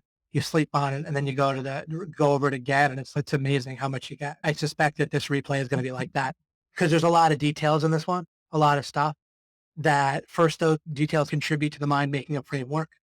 And then the same exact webinar replayed can then fill in like the details of it again in a new way, even the second, third, or fourth. This is probably a webinar like that because again, it's like a lot of details around a core distinction. The webinar last week was all about getting you one breakthrough, like one idea that didn't have to be all filled in with details, but just a core start, like foothold framework. But then this one's a lot of detail. You're very welcome. Oh, I live. Appreciate that, Megan, too. That's been my method, Fletch says. Try to catch these live. Appreciate that. And sleep on it and re-listen the next morning. It literally sounds like a new webinar. And yeah, let me thank the people that came on live. I know you can always do the replay, but it's really nice for everyone else, myself, and then therefore others to have a number of people on live. So we have a vibrant back and forth. And it affects me, I'm sure, subconsciously to some degree. I tried to have it be much of an effect, but it adds some energy, I'm sure, right? To have people on live in reality. Las Vegas. I don't know. Some people object to Las Vegas. Some people like it. Some people object. I like having it local to me. I think that's probably how I'll do it. That would be the tiebreaker. The old Franklin live event. People loved us. Okay, guys, have a wonderful day, night, if you could sleep, and have a wonderful week or a couple of weeks. And I'll probably be on the 27th. I presume. You're very welcome, Amar, and I appreciate the kind words. You are welcome, John. And Brisbane, Australia. I love it, Julie. That'll be the next live. Has a nice ring to it. I agree. It sounds. You never know. Get enough Australian, and I very well might come out there. Although these days are the miracle of Skype and webinars. Who knows? Joseph Ford says, David, I appreciate you. Oh, I'm glad to have you on, Joseph. My life is changing every day. Wonderful. Excellent. Hopefully removing more failure conditions every day. Come to the UK too. Appreciate that. Got some great local contact near Franklin that could build out a great event. Okay, Mike. I'll check in with you on that. It's always been great seeing you in person, Mike, whenever that happens. All right, guys. All right, now I'll end it for real. Appreciate everyone. Amsterdam. Awesome. I can do a world tour at some point when I'm feeling a little less lazy. Free will is not a consequence. It's more of a direct route. Absolutely. It has to be one of the properties of it. Once you realize it's you as a conscious being, then whatever your free will is needs to be pretty simple, unstoppable, and foundational and so forth. Okay, guys, I'll talk to you soon.